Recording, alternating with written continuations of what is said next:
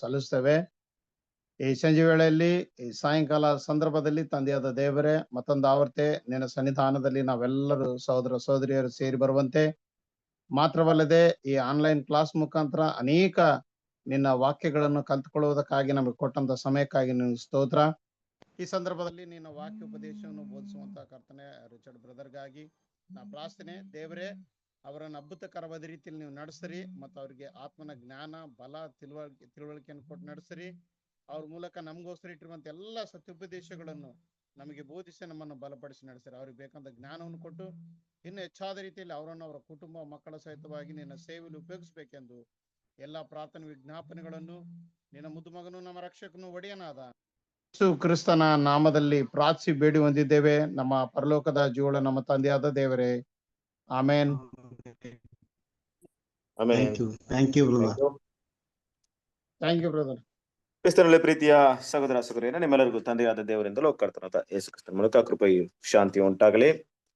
ಪ್ರೀತಿಯ ಸಹೋದರ ಸಹೋದರಿಯರೇ, ಸೊ ಈ ಒಂದು ಸಮಯದಲ್ಲಿ ಕೂಡ ನಾವು ಇಂದಿನ ಪ್ರಕಾರವಾಗಿ ನೋಡ್ತಿರುವಂತ ರೋಮಪುರದವರಿಗೆ ಬರೆದಂತ ಪತ್ರಿಕೆಯ ಮುಂದುವರೆದಂತ ಭಾಗವನ್ನ ನೋಡಕ್ ಹೋಗ್ತಿದೀವಿ.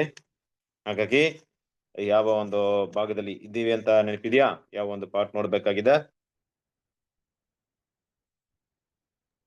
28. ಓಕೆ, ಸೊ ನಾವು 27ನೇ ಭಾಗ ನೋಡಿ 28 ನೋಡ್ಬೇಕಾಗಿದೆ. ಎಷ್ಟನೇ ವಾಕ್ಯ, ಎಷ್ಟನೇ ಒಂದು ವಚನ ನೋಡ್ಬೇಕಾಗಿದೆ? 4ನೇ ಅಧ್ಯಾಯ 2ನೇ ವಚನ. ಓಕೆ,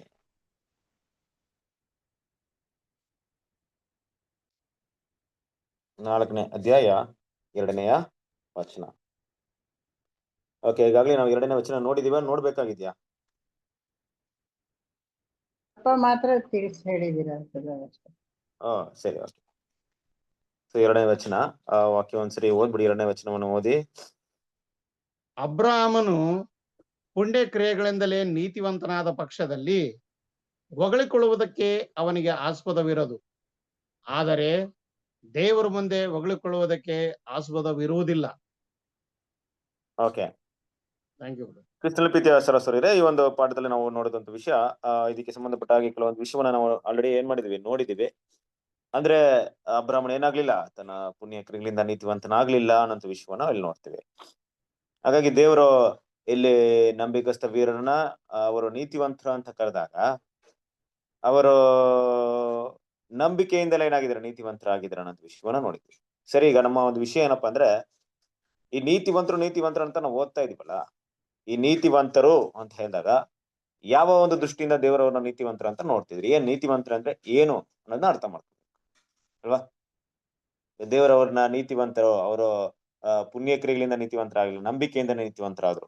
ಈ ನೀತಿವಂತರಾಗೋದ್ರಿಂದ ಏನ್ ಬೆನಿಫಿಟ್ ಇದೆ, ಏನಕ್ಕೆ ನೀತಿವಂತರ ಅಂತ ಅನ್ಸ್ಕೊಂಡ್ಬಿಡ್ಬೇಕು, ಏನಿದೆ, ಯಾವ ವಿಷಯದಲ್ಲಿ ದೇವರು ಈ ರೀತಿ ಒಂದು ವಿಷಯವನ್ನ ಇರ್ತಾ ಇದ್ರು, ಇದ್ರ ಅವಶ್ಯಕತೆ ಏನಿದೆ, ಏನ್ ತಿಳ್ಕೊಂಡಿದೀವಿ?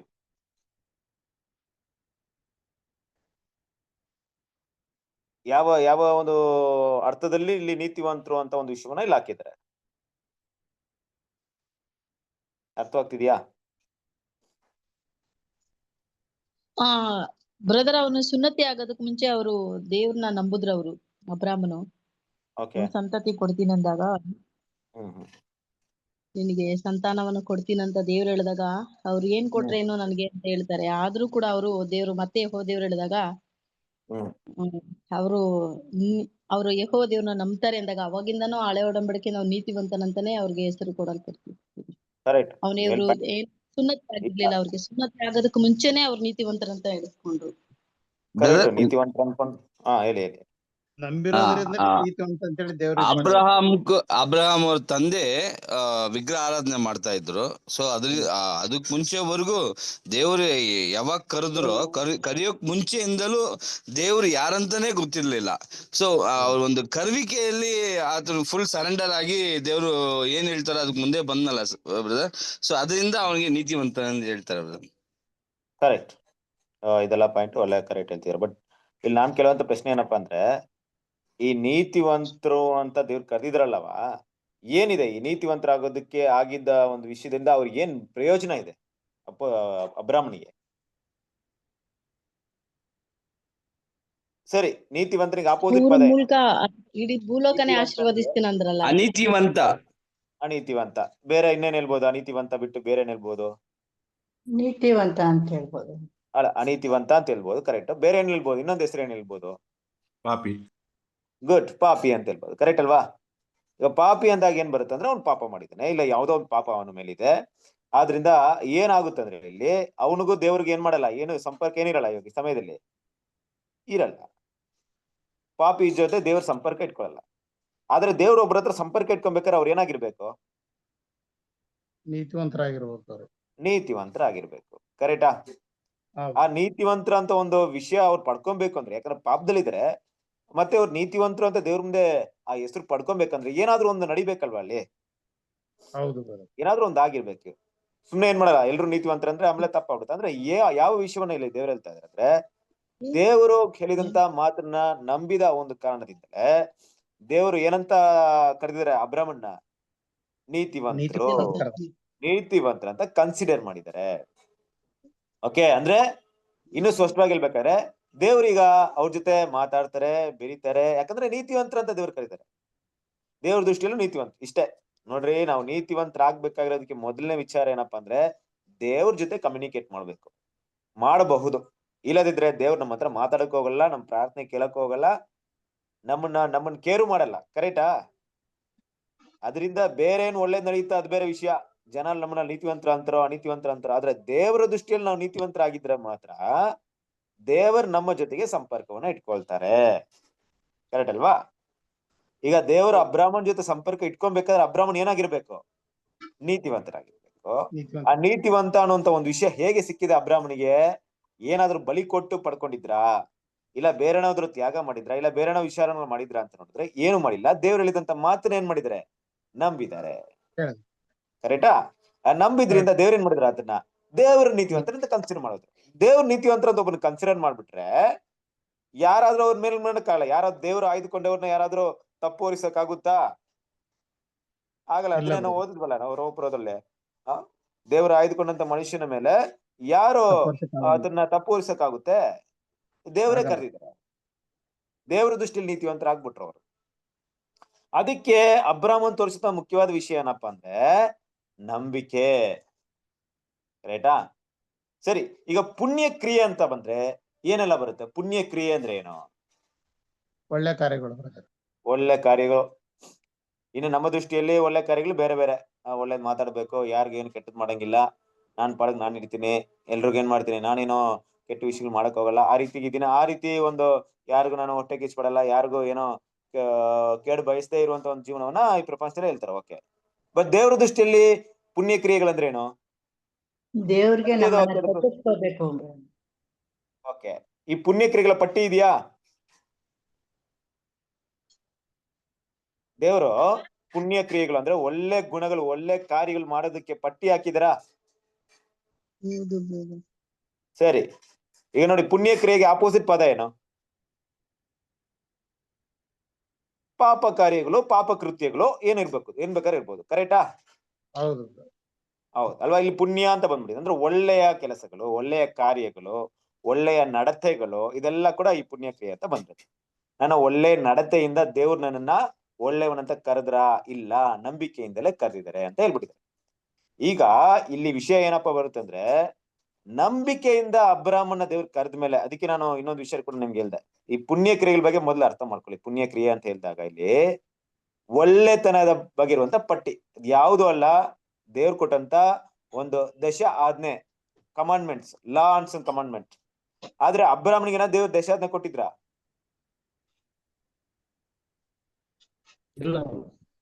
ಅಬ್ರಾಹ್ಮನಿಗೆ ಗೊತ್ತಿರ್ಲಿಲ್ಲ.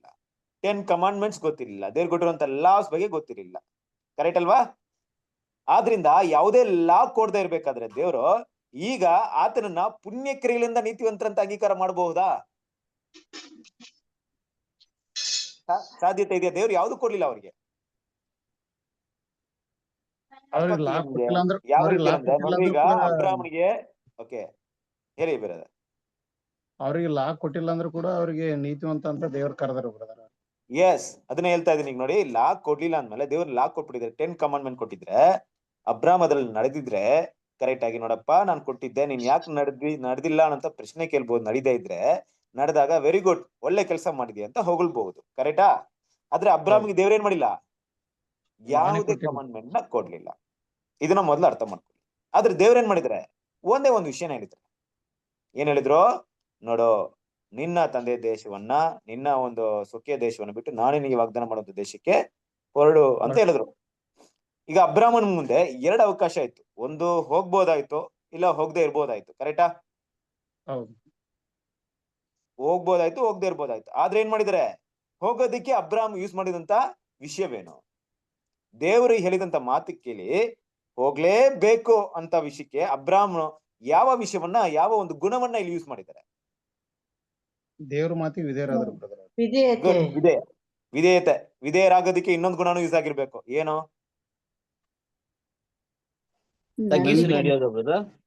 ನಂಬಿಕೆ ಅಲ್ವಾ? ಈ ವಿಧೇಯರಾಗ್ಬೇಕು. ನೋಡಿ ಹೆಂಗ್ ವಿಧೇಯರಾಗೋದು ಅರ್ಥ ಮಾಡ್ಕೊಳ್ಳಿ. ದೇವ್ರು ಹೇಳ್ಬಿಟ್ರಪ್ಪ ನಿನಗೆ ಒಂದು ಸಂತಾತಿ ಕೊಡ್ತೀನಿ ಅಂದ್ಬಿಟ್ಟು, ಆದ್ರೆ ಹೋಗೋ ದಾರಿಲಿ ಏನಾಗುತ್ತೋ ಗೊತ್ತಿಲ್ಲ, ಯಾರು ಮಾತಾಡ್ತಿರೋದು ಗೊತ್ತಿಲ್ಲ, ನಿಜ ನಡೆಯುತ್ತೋ ಇಲ್ವೋ ಗೊತ್ತಿಲ್ಲ, ಇಷ್ಟೆಲ್ಲ ಸಂದೇಹ ಬಂದ್ಬಿಟ್ಟಿದ್ರು, ಓಡ್ತಾ ಇದ್ರು ಅವರು. ಇಲ್ಲ, ನಾನು ಆ ದೇಶವನ್ನ ಸ್ವಾಧೀನ ಮಾಡ್ಕೊಳ್ತೀನಾ, ಆಗುತ್ತಾ ಇಲ್ವಾ, ನನ್ಗೆ ಸಂತತಿ ಹುಟ್ಟುತ್ತೋ ಹುಟ್ಟಲ್ವೋ, ಇವ್ರ ಮಾತು ಕೇಳಿ ನನ್ನ ತಂದೆ ಮನೆ ಬಿಟ್ಬಿಟ್ರೆ, ನನಗೆ ಯಾರು ಇಲ್ದೆ ಹೋದ್ರೆ, ಅಡವಿಯಲ್ಲಿ ನಾನು ಸತ್ತೋಗ್ಬಿಟ್ರೆ, ನನ್ನ ಹೆಂಡತಿ ನನ್ನ ಸೇವಕನೆಲ್ಲ ಸಾಯಿಸ್ಬಿಟ್ರೆ, ಇಷ್ಟೆಲ್ಲ ಒಂದು ಸಂದೇಹಗಳು ಉಟ್ಕೊಂಡ್ಬಿಟ್ಟಿದ್ರೆ ನಂಬಿಕೆ ಇರ್ತಿತ್ತ ಅಲ್ಲಿ? ಅಂದ್ರೆ ಅವ್ರು ಬಿಟ್ಟು ಬರ್ತಿದ್ರಾ? ಇಲ್ಲ ಬ್ರದರ್, ಅಲ್ಲೇ ಇರ್ತಿದ್ರು ಅವ್ರು. ಸೊ ಅಂದ್ರೆ ಈಗ ಇವ್ರು ತೋರಿಸಿದ ವಿಷಯ ಏನಪ್ಪಾ ಅಂದ್ರೆ ನಂಬಿಕೆನ ಮಾತ್ರ ತೋರಿಸಿದ್ರು. ಕರೆಕ್ಟಾ? ಮುಖ್ಯವಾಗಿ ದೇವ್ರಿಗೆ. ಆದ್ರಿಂದ ದೇವ್ರೇನ್ ಮಾಡಿಲ್ಲ, ಯಾವುದೇ ಒಂದು ನೀತಿ, ಒಂದು ಕಟ್ಟಳೆಗಳನ್ನ ಕೊಡ್ಲಿಲ್ಲ ಅಬ್ರಾಹ್ಮಣಿಗೆ. ಆದ್ರಿಂದ ಕಟ್ಟಳೆ ಪ್ರಕಾರ ಅದನ್ನ ಕೇಳಕ್ಕೆ ಹೋಗಲ್ಲ. ಹೇಳಿದ ಮಾತನ್ನ ನಂಬಿದ್ರು ನೋಡ್ರಿ, ಅಷ್ಟೇ ಅವ್ರಿಗೆ ದೇವ್ರಿಗೆ ಏನಾಯ್ತು, ಸಾಕಾಗಿತ್ತು. ಇವಾಗ ನಂಬಿ ಹೊರಟಿರೋಂಥ ವಿಷಯ ತುಂಬಾ ಶ್ರೇಷ್ಠವಂತ ವಿಷಯ. ಈ ಪಾಠದಲ್ಲಿ ಇರುವಂತ ಪಾಯಿಂಟ್. ಇನ್ನು ಮುಂದುವರೆದಂತ ನೋಡ್ಬೇಕಾದ್ರೆ ಅದೇ ಒಂದು ಪಾಠವನ್ನ ಕಂಟಿನ್ಯೂ ಮಾತಾಡ್ತಾರೆ ರೋಮಾಪುರದವರಿಗೆ 4ನೇ ಅಧ್ಯಾಯ 3ನೇ ವಾಕ್ಯ. ಇದರ ವಿಷಯದಲ್ಲಿ ಶಾಸ್ತ್ರವು ಹೇಳುವುದನ್ನು ಆಲೋಚಿಸಿರಿ.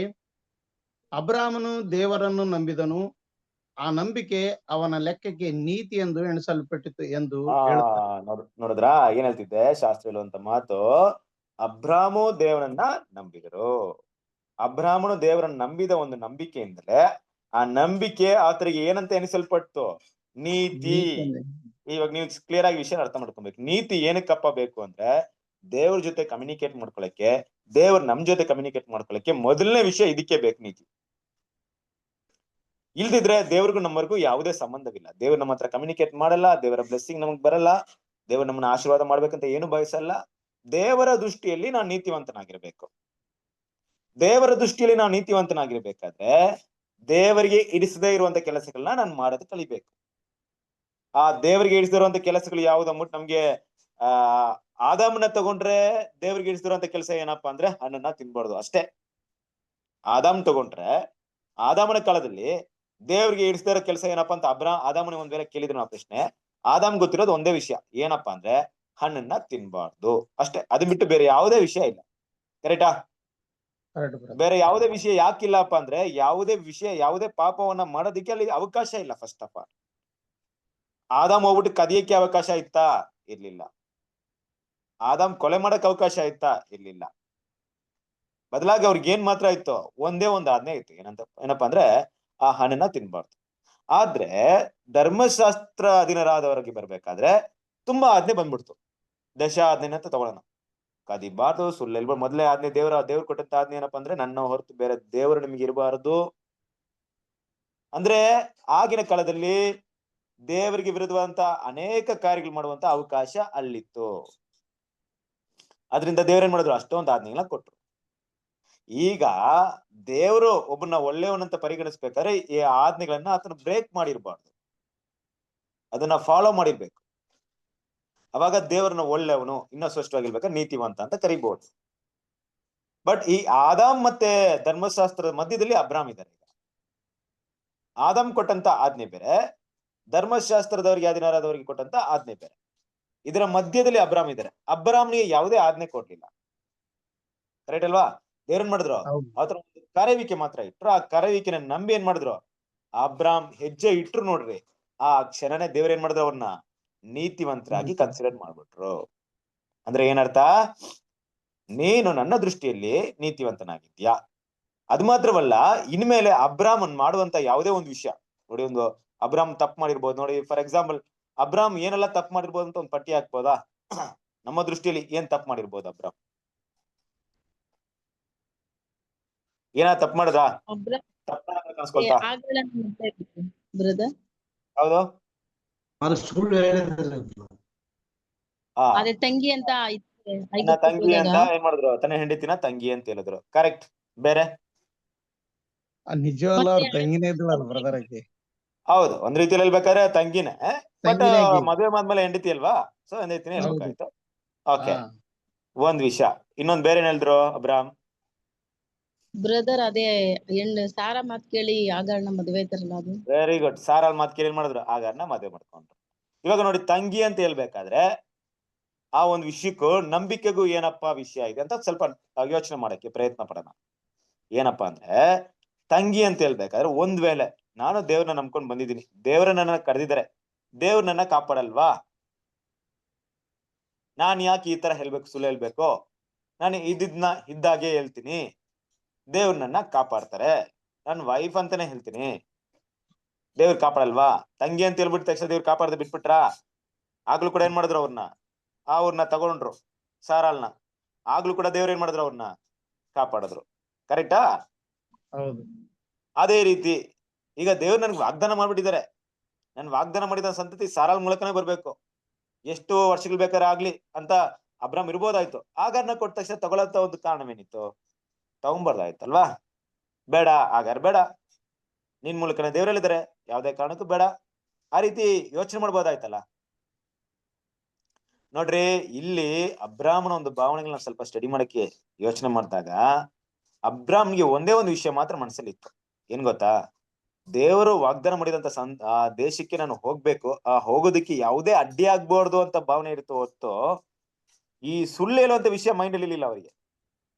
ಒಂದ್ ವೇಳೆ ನಾನೇನಾದ್ರು ನನ್ನ ಹೆಂಡತಿ ಅಂತ ಹೇಳ್ಬಿಟ್ಟು ಅವ್ರೇನ ತಗೊಂಡೋಗ್ಬಿಟ್ಟು ನಾನು ದೇಶಕ್ಕೆ ಹೋಗ್ದೆ, ದೇವ್ರ ವಾಗ್ದಾನ ಎಲ್ಲೇ ನೆರವೇರ್ದು ಹೋಗುತ್ತೋ ಅನ್ನುವಂತ ಭಾವನೆ ಮಾತ್ರ ಅವ್ರಿಗಿತ್ತು. ಆಗಾರ್ ವಿಷಯಕ್ಕೆ ಬಂದಾಗ್ಲೂ ಕೂಡ ಅದೇ ಭಾವನೆ ಇತ್ತು ಅವ್ರಿಗೆ.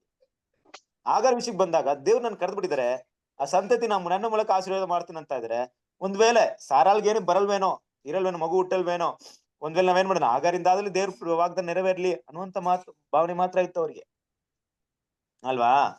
ಆತನ ಭಾವನೆಯಲ್ಲಿ, ಆಲೋಚನೆಗಳಲ್ಲಿ ಏನ್ ಮಾಡಿರ್ಲಿಲ್ಲ, ಯಾವುದೇ ಒಂದು ತಪ್ಪಾದ ಒಂದು ವಿಷಯ ಇರ್ಲಿಲ್ಲ. ಆತನು ದೇವ್ರು ಕೊಟ್ಟಂತ ಕರೆ ಇತ್ತು ನೋಡ್ರಿ, ಆ ನಂಬಿಕೆ, ಆ ಒಂದು ವಾಗ್ದಾನ, ಅದ್ರ ಮೇಲೆ ಸಂಪೂರ್ಣ ಭರವಸೆ ಇಟ್ಟಿದ್ರಿಂದ ಅಲ್ಲಿ ಆ ಒಂದು ವಾಗ್ದಾನ ಎಲ್ಲೂ ಕೂಡ ಮಿಸ್ ಆಗ್ಬಾರ್ದು.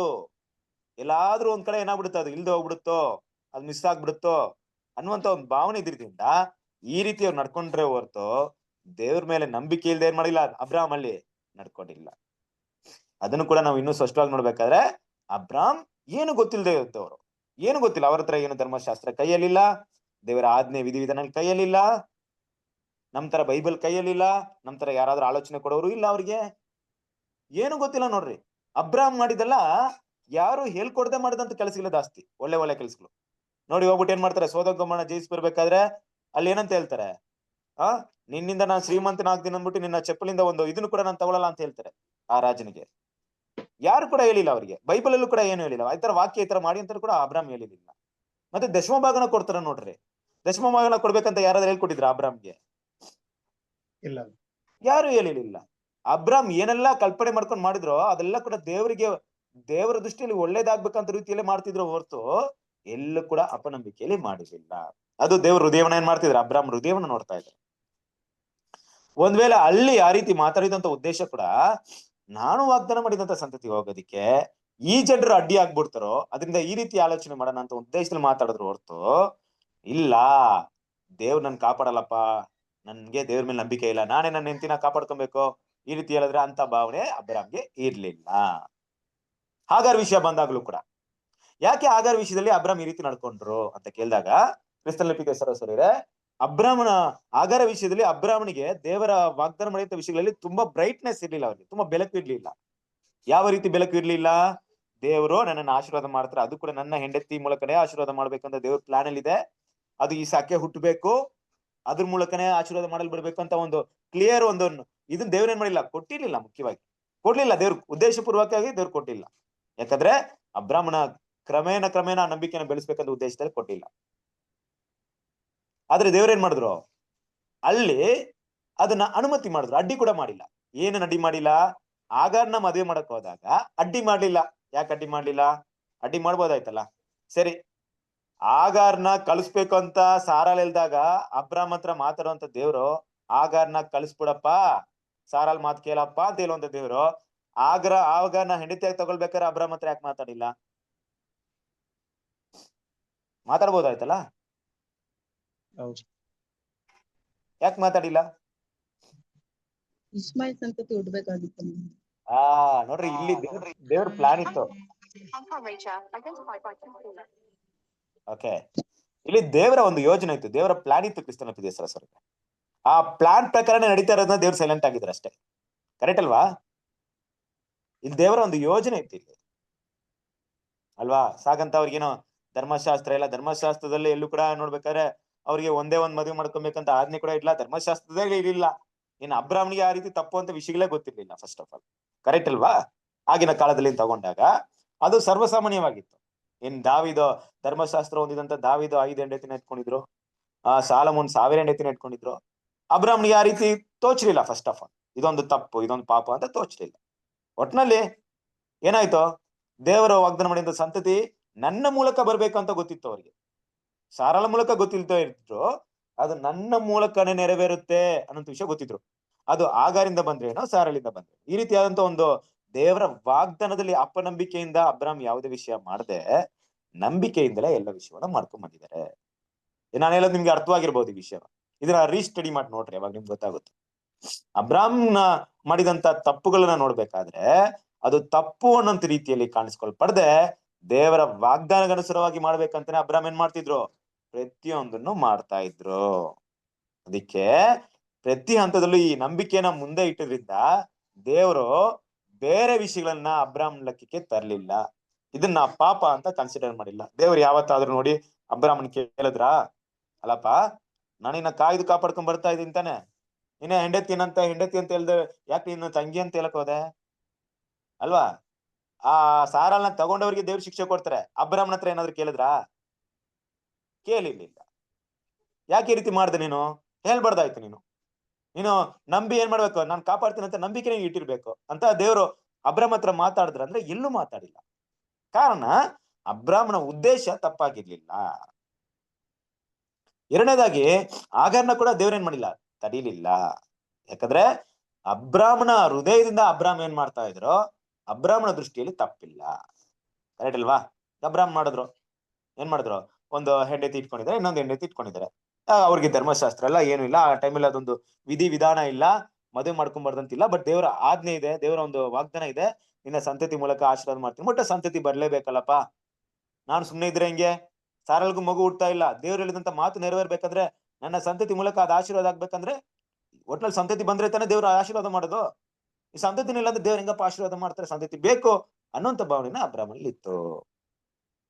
ಓಕೆನಾ? ಸೊ ಇದೆಲ್ಲ ನೋಡ್ಬೇಕಾದ್ರೆ ಅಬ್ರಾಮ್ ಮಾಡಿದಂತ ಪ್ರತಿಯೊಂದು ಹಂತದಲ್ಲೂ ನಂಬಿಕೆನೆ ಕೆಲಸ ಮಾಡ್ತಿತ್ತು ಹೊರತು ಯಾವುದೇ ಬೇರೆ ವಿಷಯ ಕೆಲಸ ಮಾಡ್ತಾ ಇರ್ಲಿಲ್ಲ. ನೋಡ್ರಿ ಕ್ರಿಸ್ತನ ಪ್ರೀತಿ ಸರಸರಿಯರೇ, ಕೆಲವೊಂದು ಗುಣಗಳಲ್ಲಿ ನಮ್ಗೆಲ್ಲ ಇಷ್ಟೊಂದು ವಾಕ್ಯಗಳಿದೆ, ವಾಕ್ಯದ ಬಲದ ಮೇಲೆ ನಾವು ಮಿಸ್ಟೇಕ್ ಮಾಡ್ತೀವಿ. ವಾಕ್ಯ ಹೇಳಿದ್ರೂ ನಾವು ಮೀರಿ ನಡೀತೀವಿ. ಆದ್ರೆ ಏನೂ ವಾಕ್ಯವಿಲ್ಲದೆ, ಯಾವ ಧರ್ಮೋಪದೇಶವೂ ಇಲ್ಲದೆ, ಯಾವ ಧರ್ಮಶಾಸ್ತ್ರದ ಆಜ್ಞೆ ವಿಧಿವಿಧಾನಗಳಿಲ್ಲದೆ ಅಬ್ರಾಮ್ ನಮ್ಗೆ ಕೆಲವೊಂದು ಒಳ್ಳೆ ಗುಣಗಳನ್ನ ತೋರ್ಸ್ಕೊಟ್ಟೋಗಿದ್ದಾರೆ. ವಿಧೇಯತೆನ ತೋರ್ಸ್ಕೊಟ್ಟಿದ್ದಾರೆ, ಪ್ರೀತಿನ ಕೂಡ ತೋರಿಸಿದ್ದಾರೆ ಅಲ್ವಾ? ಯಾವ ರೀತಿ ಪ್ರೀತಿನ ತೋರಿಸಿದ್ದಾರೆ? ಲೋತ್ ತನ್ನನ್ನ ಬಿಟ್ಟೋದ್ರು ಕೂಡ ಅವನ್ ಪಾಡಿಗೆ ಹೊಟ್ಟೋಗ್ಲಿ, ಅವ್ನ್ಗೆ ಯಾಕೆ ಹೋಗಿ ಸಹಾಯ ಮಾಡ್ಬೇಕು, ಅವ್ನ್ ಸೋದಂಗಮರ ಹೊರಟೋದ, ನನಗಿಂತ ಒಳ್ಳೆ ದೇಶವನ್ನ ನೋಡ್ಕೊಂಡು ಹೊರಟೋದ್ರ, ಅವ್ನೇನು ನೋಡ್ಕೊಂಡು ಹೋದ್ನೋ ಅದು ಅವನ ಹಾಳಾಗೋಗ್ಲಿ ಅಲ್ವಾ? ನಾವು ಈ ತರ ಬಯಸ್ತೀವಲ್ಲ. ನೋಡಿದ್ರಾ ನಮ್ಮನ್ನ ಬಿಟ್ಟು ಹೋದ್ರ ಅವ್ರ ಗತಿ ಏನಾಯ್ತು ನೋಡ್ರಿ. ಆ ರೀತಿ ಇದೀವಲ್ಲ. ಇವತ್ತು ದೇವ್ರ ಮಕ್ಳು ಕೂಡ ಹೆಂಗೆ ಅಂತೀವಿ, ನಮ್ಮ ಐಕ್ಯದಿಂದ ಯಾರ ಬಿಟ್ಟೋಗ್ಬಿಟ್ರೆ ಅವ್ರಿಗೆ ಏನಾದ್ರು ಹೆಚ್ಚು ಕಡಿಮೆ ಆಯ್ತು ಅಂದ್ರೆ ನಾವು ಸಂತೋಷ ಬರ್ತೀವಿ ಅಲ್ಲ. ಬಿಟ್ಟೋಗ್ಬಿಟ್ರು ನೋಡ್ರಿ, ನಮ್ಮ ಐಕ್ಯ ಬಿಟ್ಟೋದ್ರು, ಅಲ್ಲೋದ್ರು ಏನಾಗ್ಬಿಟ್ರು, ಅವ್ರಿಗೋಸ್ಕರ ನಾವು ಪರಿತಾಪ ಮಾಡದೆ ಪ್ರೇಯರ್ ಮಾಡೋದು ತುಂಬಾ ಕಡಿಮೆ. ದೇವ್ರ ಮಕ್ಳು ಅರ್ಥ ಮಾಡ್ಕೊಂಡು ಮಾಡ್ತಾರೆ ಅಷ್ಟೇ. ಅಬ್ರಾಮ್ ಈ ರೀತಿ ಮಾಡಿದ್ರ? ಅಬ್ರಾಮ್ ಲೋತಿಗೆ ಈ ತರ ಸಂಕಷ್ಟ ಇದೆ ಅಂದಾಗ ಅಬ್ರಾಮ್ ಏನ್ ಮಾಡೋದು? ತಕ್ಷಣ ಏನ್ ಮಾಡಿದ್ರು? ತನ್ನ ಇಡೀ ಪರಿವಾರನ ಕರ್ಕೊಂಡು ಹೋಗ್ಬಿಟ್ರು ಯುದ್ಧ ಮಾಡಿ ಅವನ್ನ ಕರ್ಕೊಂಡ್ ಬರಕ್ಕೆ. ನೋಡ್ರಿ ಅಲ್ಲೇನೋ ತನ್ನನ್ನ ಬಿಟ್ಟು ತಾನು ಬೇಡ ಅಂತ ಹೋದಾಗ ತನ್ನನ್ನ ಜಗಳ ಮಾಡ್ಕೊಂಡು ಹೋಗದಂತ ತನ್ನ ಒಂದು ಮಗ ಸಂಬಂಧ ಇರುವಂತ ಲೋತನನ್ನ ಕಷ್ಟದಲ್ಲಿ ಇರ್ಬೇಕಾದ್ರೆ ದೇವ್ರ ಹತ್ರ ಬೇಡ್ತಾ ಇದಾರೆ. ಏನಂತ ಬೇಡ್ತಾರೆ? ದೇವ್ರೆ, ದೂತರು ಬರ್ತಾರಲ್ಲ 3 ಜನ ದೂತರು, ಅವಾಗ ಏನಂತ ಬೇಡ್ತಾರೆ? ದೇವ್ರೆ ಕರ್ತನೆ, ನೀವು 50-30 ನೀತಿವಂತರಿದ್ರೆ ನೀವು ಅವ್ರನ್ನ ಆ ಪಟ್ಟಣವನ್ನ ನಾಶ ಮಾಡಲ್ವಾ? 10 ನೀತಿವಂತರಿದ್ರೆ ಆ ಪಟ್ಟಣವನ್ನ ನಾಶ ಮಾಡಲ್ವಾ ಅಂತ ಏನ್ ಮಾಡ್ತಾರೆ ಅವ್ರ ಹತ್ರ? ಯಾರಿಗೋಸ್ಕರ ಮಾತಾಡ್ತಿದ್ರಿ? ಈ ರೀತಿ ಮಾತಾಡೋಂತ ಉದ್ದೇಶ ಯಾರಿಗೋಸ್ಕರ ಮಾತಾಡ್ತಿದ್ರು? ತನ್ನ ಮಗನ ಲೋಟನ್ಗೋಸ್ಕರ. ಲೋತನಿಗೋಸ್ಕರ. ಲೋತ ಸಾಯ್ಬಾರ್ದಪ್ಪ. ಲೋತ ಅಂದ್ರೆ ಲೆಕ್ಕಾಚಾರ ಮಾಡಲ್ಲ. ಲೋತ ಅವ್ರ ಹೆಂಡತಿ, ಅವ್ರ ಮಕ್ಳು 4 ಜನ, ಒಂದ್ ವೇಳೆ ಮಕ್ಳಿಗೆ ಮದ್ವೆ ಆಗ್ಬಿಟ್ಟಿದ್ರೆ 6 ಜನ ಆಗಿರ್ತಾರೆ. ಇವರೆಲ್ಲ ಅನೀತಿವಂತರಾಗಿರ್ಬೋದು. ಇವ್ರಿಗೋಸ್ಕರ ದೇವ್ರು ಸಂಹಾರ ಮಾಡದೆ ಬಿಡ್ತಾರೆ. 6 ಜನ ಆಗಿರ್ಬೋದು, ಇಲ್ಲ ಮಕ್ಳು ಹುಟ್ಟಿದ್ರೆ ಇವರೆಲ್ಲ ನೀತಿವಂತರ ಪಟ್ಟಿಯಲ್ಲಿ ಬಂದ್ಬಿಡ್ತಾರೆ ತಾನೆ. ಇವ್ರನ್ನೆಲ್ಲ ಸಾಯಿಸದೆ ಬಿಡ್ಬೇಕು, ಇವ್ರನ್ನ ನಾಶ ಮಾಡದೆ ಇದ್ರೆ ಚೆನ್ನಾಗಿರುತ್ತೆ ಅಂದ್ಬಿಟ್ಟು ಅವ್ರಿಗೋಸ್ಕರ ಬೇಡ್ತಾರೆ. ಅಬ್ರಾಮ್ ಎಂತ ಗುಣ ತೋರಿಸಿದಾರೆ? ಏನ ದೇವ್ರು ಬರ್ಕೊಟ್ಟಿದ್ರಾ ನೀವ್ ಈ ತರ ಪ್ರೀತಿ ಮಾಡ್ಬೇಕು ಅಂತ? ಏನೋ ಬರ್ಕೊಟ್ಟಿದ್ರ ಅಬ್ರಾಮ್ಗೆ? ನೋಡ್ರಿ ಎಂತ ಗುಣ ತೋರಿಸ್ಕೊಟ್ರು. ಕ್ರಿಸ್ತನ ಪಿತೇಶ್ವರ ಸರಿದೆ. ಇದೇನಪ್ಪಾ ಅಂದ್ರೆ, ಯಾವಾಗ ದೇವರ ಮೇಲೆ ನಂಬಿಕೆ ಇಟ್ರು ಅಬ್ರಾಮನ ಜೀವಿತದಲ್ಲಿ ದೇವರು ಇಷ್ಟಪಡುವಂತ ಗುಣಗಳು ಬೆಳೀತಾ ಬರ್ತಾ ಇತ್ತು. ಯಾವಾಗ ದೇವರ ವಾಗ್ದಾನದ ಮೇಲೆ ನಂಬಿಕೆ ಇಟ್ಟು ಹೆಜ್ಜೆ ಹೆಜ್ಜೆ ಮುಂದುವರಿತಾ ಇದ್ರು, ಅವರಿಗೆ ತಿಳಿದ ಹಾಗೆ ಅವರಲ್ಲಿ ಒಳ್ಳೆ ಗುಣಗಳು ಬೆಳೀತಾ ಇತ್ತು. ಕಾರಣ ಏನಪ್ಪಾ ಅಂದ್ರೆ, ದೇವರು ಹೇಳಿದಂತ ವಾಗ್ದಾನವನ್ನ ನಾನು ಅದಕ್ಕೆ ತಕ್ಕಾಗಿ ನಾನು ಇರ್ಬೇಕಾದ್ರೆ ಈ ರೀತಿ ಇದ್ರೇನೆ ಸಾಧ್ಯತೆ ಇದೆ ಅನ್ನೋಂಥ ವಿಷಯ ದೇವರ ಆತ್ಮದ ಮೂಲಕನೇ ಅವ್ರಿಗೆ ಗೊತ್ತಾಗ್ತಾ ಇತ್ತು. ಅಂದ್ರೆ ದೇವರ ಆತ್ಮ ಅವರನ್ನ ನಡೆಸುವಂತ ಆ ಒಂದು ವಿಧಾನ, ದೇವರ ನಡೆಸುವಂತ ದಾರಿ ಅವರಿಗೆ ಆ ರೀತಿ ಪ್ರೇರಣೆ ಮಾಡ್ತಾ ಇತ್ತು. ಖಂಡಿತ ಅವ್ರಿಗೂ ಪವಿತ್ರಾತ್ಮ ಅಂದಾಗ ನಮ್ಗಿರುವಂತ ಪವಿತ್ರಾತ್ಮ ಬೇರೆ, ಅವ್ರನ್ನ ನಡೆಸುವಂತ ದೇವರ ಆತ್ಮ ಬೇರೆ ಇತ್ತು ಅಲ್ವಾ? ಏನ ದೇವ್ರವ್ರನ್ನ ಮುಖಾಮುಖಿಯಾಗಿ ನೋಡಿ ಮಾತಾಡಿಲ್ಲ ಅಂದ್ರೆ ಅಲ್ವಾ, ದೇವರ ಒಂದು ಸ್ಪಿರಿಟ್ ಅವ್ರನ್ನ ಗೈಡ್ ಮಾಡ್ತಾ ಇತ್ತು. ಯಾವಾಗ ಅಬ್ರಾಮ್ ಈ ವಾಗ್ದಾನ ನಂಬಿ ಹೆಜ್ಜೆ ಇಡ್ತಾ ಇದ್ರು, ಹಂತ ಹಂತಗೂ ದೇವರ ದೃಷ್ಟಿಯಲ್ಲಿ ಅವ್ರು ನೀತಿವಂತರಾಗೆ ಕಾಣಿಸ್ಕೊಳ್ಪಟ್ರು. ಅದನ್ನೇ ವಾಕ್ಯ ಹೇಳ್ಬೇಕಾದ್ರೆ, ಅಬ್ರಾಮನು ದೇವರು ನಂಬಿದನು, ಆ ನಂಬಿಕೆ ಅವನನ್ನ ಲೆಕ್ಕಕ್ಕೆ ನೀತಿ ಎಂದು ಎಣಿಸಲ್ಪಟ್ಟಿತು ಅಲ್ವಾ? ನೀತಿ ಎಂದು ಎಣಿಸಲ್ಪಟ್ಟಿತ್ತು ಅಂದ್ರೆ ಆ ನಂಬಿಕೆ ಅನ್ನೋದು ಏನಾಯ್ತು ಅಂತ ನೋಡ್ಬೇಕಾದ್ರೆ, ಅಬ್ರಾಮನ ವಿಷಯದಲ್ಲಿ ಒಂದು ದಿನ ನಂಬಿಕೆ ಇಟ್ಟು ಮಾರನೇ ದಿನ ಬಿಡೋದಲ್ಲ. ಈ ನಂಬಿಕೆ ಎಲ್ಲಿವರೆಗೆ ಇರ್ಬೇಕಾಯ್ತು ಅಬ್ರಾಮನಿಗೆ? ಅಬ್ರಾಮ್ನಿಗೆ ದೇವ್ರು ಕೊಟ್ಟಂತ ಮಾತು ಎಲ್ಲಿ ಫುಲ್ಫಿಲ್ಮೆಂಟ್ ಆಗುತ್ತಂದ್ರೆ, ಅಬ್ರಾಮ್ ಸತ್ತ ಮೇಲೂ ಕೂಡ ಮುಂದುವರಿಯುವಂತ ವಿಷಯ. ಕರೆಕ್ಟಾ? ಹೌದು ಬ್ರದರ್. ಈಗ ಎಲ್ಲಿವರೆಗೂ ಈಗ ಮುಂದುವರಿತಾ ಇದೆಯಾ, ನಿಂತೋಗಿದ್ಯಾ? ಮುಂದುವರಿತಾ ಇದೆ ಹಾಗೆ. ಇನ್ನು ಮುಂದುವರಿತಾ ಇದೆ ನೋಡಿ ಅಬ್ರಾಮ್ ಗೆಳಿದಂತ ಮಾತು. ಅಂದ್ರೆ ಆ ನಂಬಿಕೆ ಎಲ್ಲಿವರೆಗೂ ಅಬ್ರಾಮ್ ಇಡ್ಬೇಕಾಯ್ತು ಅಂದ್ರೆ, ನಾನ್ ಸತ್ತ ಮೇಲೆ ಅದು ಮುಂದುವರಿತಾ ಆದ್ರೆ ನನಗಿರುವಂತ ನಂಬಿಕೆ ಎಲ್ಲಿವರೆಗೂ ನಾನು ಇಡಕ್ಕಾಗುತ್ತೆ? ಸಾಯೋವರೆಗೂ ಇಡಬೇಕು. ಕರೆಕ್ಟ್. ಆದ್ಮೇಲೆ ನನ್ ಮೇಲೆ ಇಡಕ್ಕಾಗಲ್ಲ, ಯಾಕಂದ್ರೆ ನನಗೆ ಅಷ್ಟೇ, ನನ್ ಲಿಮಿಟ್ ಅಷ್ಟೇ. ಆದ್ರೆ ದೇವ್ರು ಹೇಳಿದಂತ ವಾಗ್ದಾನ ಬೇಕಾದ್ರೆ ಮುಂದುವರಿಬಹುದು, ನಾನು ಅದನ್ನ ಕೊನೆ ತನಕ ಅದನ್ನ ನಂಬಿಕೆ ಇಡ್ಬೇಕು. ಇಟ್ರ ನೋಡ್ರಿ, ವಾಗ್ದಾನ ಬರುತ್ತೆ ಅಂದ್ರು ನಂಬಿಕೆ ಇಟ್ರು. ಆ ಒಂದು ಸಂತತಿ ಬರುತ್ತೆ ಅಂತ ನಂಬಿಕೆ ಇಟ್ರು. ಸಂತತಿ ಬರೋರ್ಗು ನಂಬಿಕೆ ಇಟ್ರು. ಇಸಾಕ್ ಹುಟ್ಟೋರ್ಗು ನಂಬಿಕೆ ಇಟ್ರು. ಇಸಾಕ್ ಹುಟ್ಟಿದ ಮೇಲೆ ಒಂದ್ ಮಾತು ಫುಲ್ಫಿಲ್ ಆಯ್ತು, ಇನ್ನೊಂದು ವಿಷಯ ನಡಿಬೇಕಾಯ್ತು. ಏನ್ ಇನ್ನೊಂದು ವಿಷಯ? ನಿನ್ನ ಸಂತತಿ ಮೂಲಕ, ಹೌದು ನಿನ್ನ ಸಂತತಿ ಅಂದ್ರೆ ಹೌದು ನಿನ್ನ ಸ್ವಂತ ಸ್ವಕೀಯ ಹೆಂಡತಿಯಾಗಿರುವಂತ ಸಾರಾಳ್, ನಿನ್ನ ಮೊದಲೇ ಹೆಂಡತಿಯಾಗಿರುವಂತ ಸಾರಾಳ್ ಮೂಲಕ ಹುಟ್ಟುವಂತ ಮಗು ಇದೆಯಲ್ಲ ಈಸಾಕನು, ಅವನ ಮೂಲಕ ಅನ್ನೋದು ನೆರವೇರ್ತು. ಆದ್ರೆ ಅವನ ಮೂಲಕ ಇಡೀ ಭೂಮಿಯನ್ನು ಆಶೀರ್ವಾದ ಮಾಡ್ತೀನಂತ ನೆರವೇರ್ತಾ? ನೆರವೇರ್ಲಿಲ್ಲ. ಅದು ನೆರವೇರ್ಬೇಕಾದ್ರೆ ಸಮಯ ಬೇಕಾಗುತ್ತೆ. ಆದ್ರೆ ಅಷ್ಟರ ಮಧ್ಯದಲ್ಲಿ ದೇವರು ಈಸಾಕನ ಬಲಿ ಕೊಡು ಅಂದ್ಬಿಟ್ರೆ ಹೆಂಗೆ? ಹಂಗಾದ್ರೆ ಅಬ್ರಾಮ್ಗೆ ಏನಾಯ್ತು? ನಾನು ಇಷ್ಟು ವಯಸ್ಸಲ್ಲಿ ನಿನಗೆ ಮಗು ಹುಟ್ಟುತ್ತೆ ಅಂತ ದೇವ್ರು ಹೇಳ್ದಾಗ, ವಯಸ್ಸಾದ್ಮೇಲೆ ಕೂಡ ಮಗು ಕೊಟ್ಟಿರ್ಬೇಕಾದ್ರೆ ನಿನ್ನ ಸಂತತಿ ಮೂಲಕನೇ ಅಂತ ಹೇಳಿರ್ಬೇಕಾದ್ರೆ, ಆ ಸಂತತಿನ ಕೊಟ್ಟು ನನ್ನ ಕಣ್ ಮುಂದೆ ಪ್ರತ್ಯಕ್ಷವಾಗಿ ನಾನು ನೋಡ್ಬಿಟ್ಟಿದ್ದೀನಿ. ವಯಸ್ಸಾದ ಕಾಲದಲ್ಲಿ ನನಗೆ ಮಗು ಹುಟ್ಟಕ್ ಸಾಧ್ಯತೆ ಇಲ್ಲ, ನನ್ನ ಹೆಂಡತಿಗೂ ಮಗು ಹುಟ್ಟಕ್ ಸಾಧ್ಯತೆ ಇಲ್ಲ, ಆದ್ರೂ ಕೂಡ ಹುಟ್ಟಿದೆ ಅಂತ ನೋಡ್ಬೇಕಾದ್ರೆ ದೇವ್ರು ಕೊಟ್ಟಿರೋಂತ ಮಾತು ದೇವ್ರು ನೆರವೇರಿದಂದ್ಮೇಲೆ ಎರಡನೇ ಭಾಗ ಯಾಕೆ ನೆರವೇರಲ್ಲ? ನಾನು ಈಸಾಕನ ಬಲಿ ಕೊಟ್ಟರು ದೇವ್ರ ಅದನ್ನ ನೆರವೇರಿಸ್ತಾರೆ, ಯಾಕಂದ್ರೆ ದೇವ್ರ ಅಲ್ವಾ ಹೇಳಿದ ಮಾತು.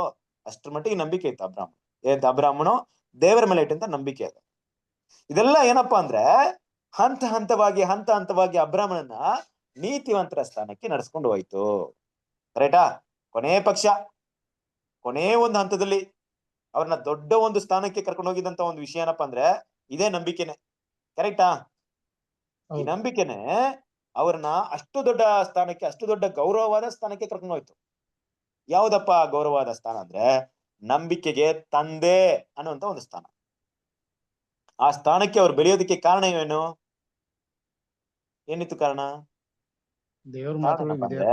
ಅಬ್ರಾಮ್ ದೇವ್ರು ಹೇಳಿದಂತ ಮಾತಲ್ಲಿ ನಂಬಿಕೆನ ಯಾವಾಗ್ಲೂ ಇಟ್ಕೊಂಡಿದ್ರು.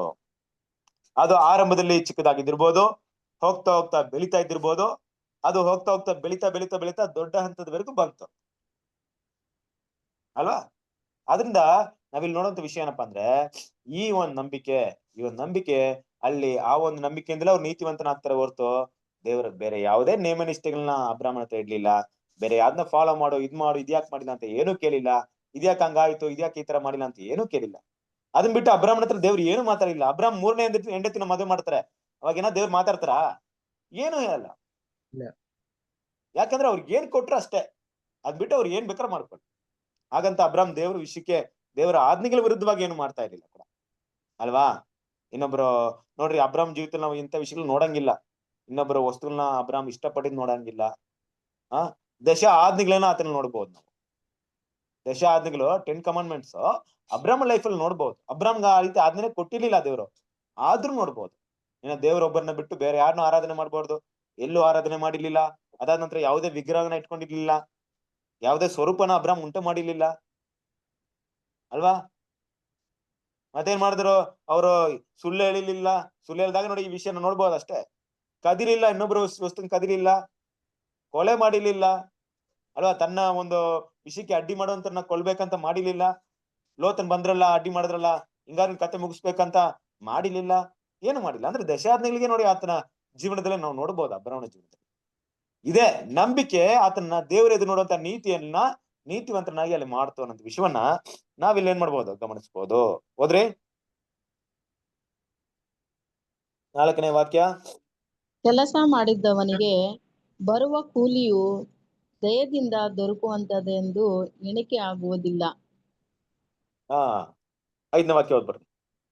ಅದು ಸಲ್ಲತಕ್ಕದ್ದೇ ಎಂದು ಎಣಿಕೆ ಆಗುವುದು. ಆದರೆ ಯಾವನು ಪುಣ್ಯಕ್ರಿಯೆಗಳನ್ನು ಮಾಡಿದವನಾಗಿರದೆ ಪವಿತ್ರಾತ್ಮನು ನೀತಿವಂತರೆಂದು ನಿರ್ಣಯಿಸುವಾತನಲ್ಲಿ ನಂಬಿಕೆ ಇಡುತ್ತಾನೋ ಅವನ ನಂಬಿಕೆಯು ನೀತಿ ಎಂದು ಎಣಿಸಲ್ಪಡುವುದು. ನೋಡಿದ್ರಾ? ನೋಡಿ, ಇಲ್ಲಿ ಒಂದು ವಿಷಯ ಏನಪ್ಪ ಬಂತು ಅಂದ್ರೆ, ಇಲ್ಲಿ ಅದೇ 4ನೇ ಅಧ್ಯಾಯ 4ನೇ ವಾಕ್ಯ. ಕೆಲವೊಂದು ವಿಷಯಗಳು ನಾವು ಏನ್ ಮಾಡ್ಬೇಕಂದ್ರೆ ಅರ್ಥ ಮಾಡ್ಕೊಳಕ್ಕೆ ಸ್ವಲ್ಪ ಅಡ್ಸಾಕಿರುತ್ತೆ. ಅದ್ ನಾವು ಕ್ಲಿಯರ್ ಆಗಿ ಅರ್ಥ ಮಾಡ್ತೀವಿ. ಕೆಲಸ ಮಾಡಿದವನಿಗೆ ಬರುವ ಕುಳಿಯು ದಯೆಯಿಂದ ದೊರಕುವಂತೆ ಎಣಿಕೆ ಆಗೋದಿಲ್ಲ, ಅದು ಸಲ್ಲತಕ್ಕದ್ದೇ ಎಂದು ಎಣಿಕೆ ಆಗುವುದು. ಅಂದ್ರೆ ಏನರ್ಥ? ಯಾರಾದ್ರೂ ಒಳ್ಳೆ ಕೆಲಸ ಮಾಡಿ, ಆ ಕೆಲಸ ಮಾಡಿ ಅವ್ರಿಗೆ ಏನಾದ್ರು ಕೂಲಿ ಸಿಕ್ತು ಅಂದ್ರೆ, ತಗೊಳಪ್ಪ ನೀನು ಕೆಲಸ ಮಾಡಿದ್ಯಾ, ನಿನ್ಗೆ ತಗೋ, ನಿನ್ಗೆ ಇಟ್ಕೊ, 1,000 ರೂಪಾಯಿ ಇಟ್ಕೊ ಅಂತ ಕೊಟ್ಟಾಗ ನಾವು, ಅಯ್ಯೋ ತುಂಬಾ ಥ್ಯಾಂಕ್ಸ್, ನನ್ಗೆ 1,000 ರೂಪಾಯಿ ಕೊಟ್ಬಿಟ್ಟಿದ್ರಾ ಅಂತ ನಾವೇನಾದ್ರು ಹೇಳ್ತೀವಿ ಅಂದ್ರೆ ಖಂಡಿತ ಏನಲ್ಲ. ನಾವೇನ್ತೀವಿ? ಹೌದು, ನಾನು ಕೆಲಸ ಮಾಡಿದೀನಿ, ನನ್ ಸಿಕ್ಕಿದೆ, ನಂಗಿಲ್ಲೇನ್ ದಯೆ ಅನುಕಂಪ ಏನ್ ಕೊಡ್ಲಿಲ್ಲ, ಸುಮ್ನೆ ಯಾರು ಕೊಡ್ಲಿಲ್ಲ, ಅಲ್ವಾ? ಈಗ ಒಂದು ದಿನ ಕೆಲಸ ಮಾಡಿದ್ರೆ ನಿಮ್ಗೆ 1,000 ರೂಪಾಯಿ ಅಂತ ಫಿಕ್ಸ್ ಮಾಡಿರ್ತೆ ಅಂತ ಇಟ್ಕೊಳ್ಳಿ. ಎಕ್ಸಾಂಪಲ್ ಹೇಳ್ತಾ ಇದ್ದೀನಿ. ಕೆಲಸ ಮಾಡಿ ಮುಗಿಸಿದಿರಾ, ಇವಾಗ ನಿಮ್ಗೆ 2,000 ರೂಪಾಯಿ ಕೊಡ್ತಾರೆ. ಎಷ್ಟು ಕೊಡ್ತಾರೆ? 2,000 ರೂಪಾಯಿ. ಇದರಲ್ಲಿ ಯಾವುದು ಕೂಲಿ, ಯಾವುದು ದಯೆ? 1,000 ರೂಪಾಯಿ ಕೂಲಿ, 1,000 ರೂಪಾಯಿ ದಯೆ ಬ್ರದರ್. ಕರೆಕ್ಟ್ ಅಲ್ವಾ? ಈಗ ನಿಮ್ಮ ಮನಸ್ಸು ಹೇಳುತ್ತೆ ನಿಮ್ಗೆ, ನಾನು ಕೆಲಸ ಮಾಡಿದ್ದಕ್ಕೆ ನನಗೆ ನಿಗದಿಪಡಿಸಿದ ಅಮೌಂಟ್ 1,000 ರೂಪಾಯಿ, ಅದು ನನಗೆ ಸಿಕ್ಬಿಡ್ತು. ಆದ್ರೆ ಇನ್ನೂ ಎಷ್ಟು 1,000 ರೂಪಾಯಿ ಕೊಡ್ತಾ ಇದಾರೆ. ಎಂತ ಒಳ್ಳೆ ಮನ್ಸಪ್ಪ ನಮ್ಮ ಯಜಮಾನ್ರಿಗೆ, ಏನ್ ದಯೆ ನೋಡ್ರಿ ನನ್ ಮೇಲೆ, ಏನ್ ಕರುಣೆ ನೋಡ್ರಿ, ಹೇಳ್ತೀವಿ ತಾನೆ? ಹೌದು. ಇದೇ ರೀತಿಯಾಗಿ ಕ್ರಿಸ್ತನ ಪ್ರೀತಿಯ ಸಹೋದರರೇ, ಇಲ್ಲಿ ಏನಾದ್ರು ಅಬ್ರಾಹ್ಮನು ಒಳ್ಳೆ ಕಾರ್ಯವನ್ನ ದೇವರನ್ನ ಕೊಟ್ಬಿಟ್ಟು ಅದಕ್ಕೆ ತಕ್ಕ ರಿವಾರ್ಡ್ ಕೊಟ್ಬಿಟ್ಟಿದ್ರೆ ಯಾವ ರೀತಿ ಅರ್ಥ ಬರ್ತಾ ಇತ್ತು? ನಾನು ಒಳ್ಳೇದ್ ಮಾಡಿದೀನಿ, ಅದಕ್ಕೆ ತಕ್ಕ ಪ್ರತಿಫಲ ದೇವ್ರೇನ್ ಮಾಡ್ಬಿಟ್ರು? ಕೊಟ್ಬಿಟ್ರು. ಅದ್ ನಾನ್ ಮಾಡಿದ ಒಳ್ಳೆ ಕ್ರಿಯೆಯಿಂದ ಸಿಕ್ಕಿತ್ತು ಅಂತ ಬರುತ್ತೆ ಅರ್ಥ ಅಷ್ಟೇ. ಕರೆಕ್ಟಾ? ಆದ್ರೆ ಅಬ್ರಾಹ್ಮನಿಗೆ ಸಿಕ್ಕಿದಂತ ವಿಷಯ ಆ ರೀತಿ ಅಲ್ಲ. ಅಬ್ರಾಹ್ಮನಿಗೆ ಸಿಕ್ಕಿದಂತ ವಿಷಯ ಏನಪ್ಪಾ ಅಂದ್ರೆ, ನಾನ್ ಕೆಟ್ಟವನೇ, ನಾನ್ ಪಾಪಿನೇ, ನಾನೊಬ್ಬ ಆರಾಧಕನಾಗಿದ್ದೀನಿ, ನಾನು ದೇವರಿಗೂ ಅವ್ರಿಗೂ ನಮ್ಗೆ ಸಂಬಂಧವಿಲ್ಲ. ಆದ್ರೂ ನಾನು ಏನೂ ಮಾಡ್ದೆ, ದೇವ್ರು ನನ್ಗೊಂದು ರಿವಾರ್ಡ್ ಕೊಟ್ರಪ್ಪ. ಬಾ ಅಬ್ರಾಹ್ಮ್, ನಾನು ನಿನ್ನನ್ನು ನೋಡ್ದೆ, ಗಮನಿಸ್ದೆ, ನೀನು ನನ್ನ ದಶ ಆಜ್ಞೆಗಳನ್ನ ಫಾಲೋ ಮಾಡಿದ್ಯಾ, ಅದಕ್ಕೆ ನಿನ್ಗೆ ಒಂದು ಸಂತತಿನ ಕೊಡ್ತೀನಿ ಅಂತ ದೇವ್ರು ಅವ್ರನ್ನ ಕರೀದೆ. ಏನೂ ನೋಡ್ದೆ, ಏನೂ ಕೇರ್ ಮಾಡ್ದೆ. ಅಬ್ರಾಹ್ಮನ್ ಏನ್ ಮಾಡಿದ? ದೇವ್ರು ಮೊದ್ಲೇ ಏನಂತ ಹೇಳ್ಬಿಟ್ರು?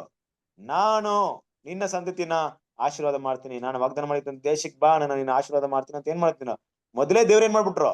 ಅವ್ರಿಗೆ ಹೇಳ್ಬಿಟ್ರು. ಅದಕ್ಕೋಸ್ಕರ ಇದನ್ನ ಮಾಡು, ಅದನ್ನ ಮಾಡು, ನೇಮ ನಿಷ್ಠೆಗಳನ್ನ ಮುಂದೆ ಇಡ್ಲಿಲ್ಲ. ಕರೆಕ್ಟ್ ಅಲ್ವಾ?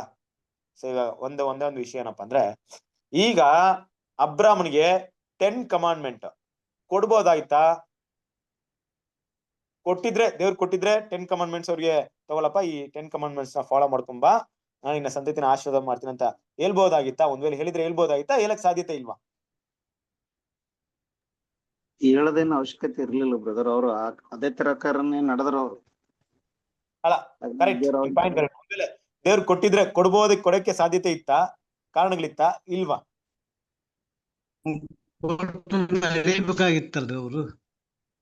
ಓಕೆ, ನೋಡ್ರಿ ಅಲ್ಲಿ ಆಕ್ಚುಲಿ ಏನಪ್ಪಾ ಅಂದ್ರೆ ದೇವ್ರ ಕೊಡ್ಲಿಲ್ಲ ಅಂತ ಅನಿಸ್ತದ. ದೇವ್ರು ಕೊಟ್ಟಿದ್ರೇನು ಕೊಟ್ಟಿರ್ಬೋದು.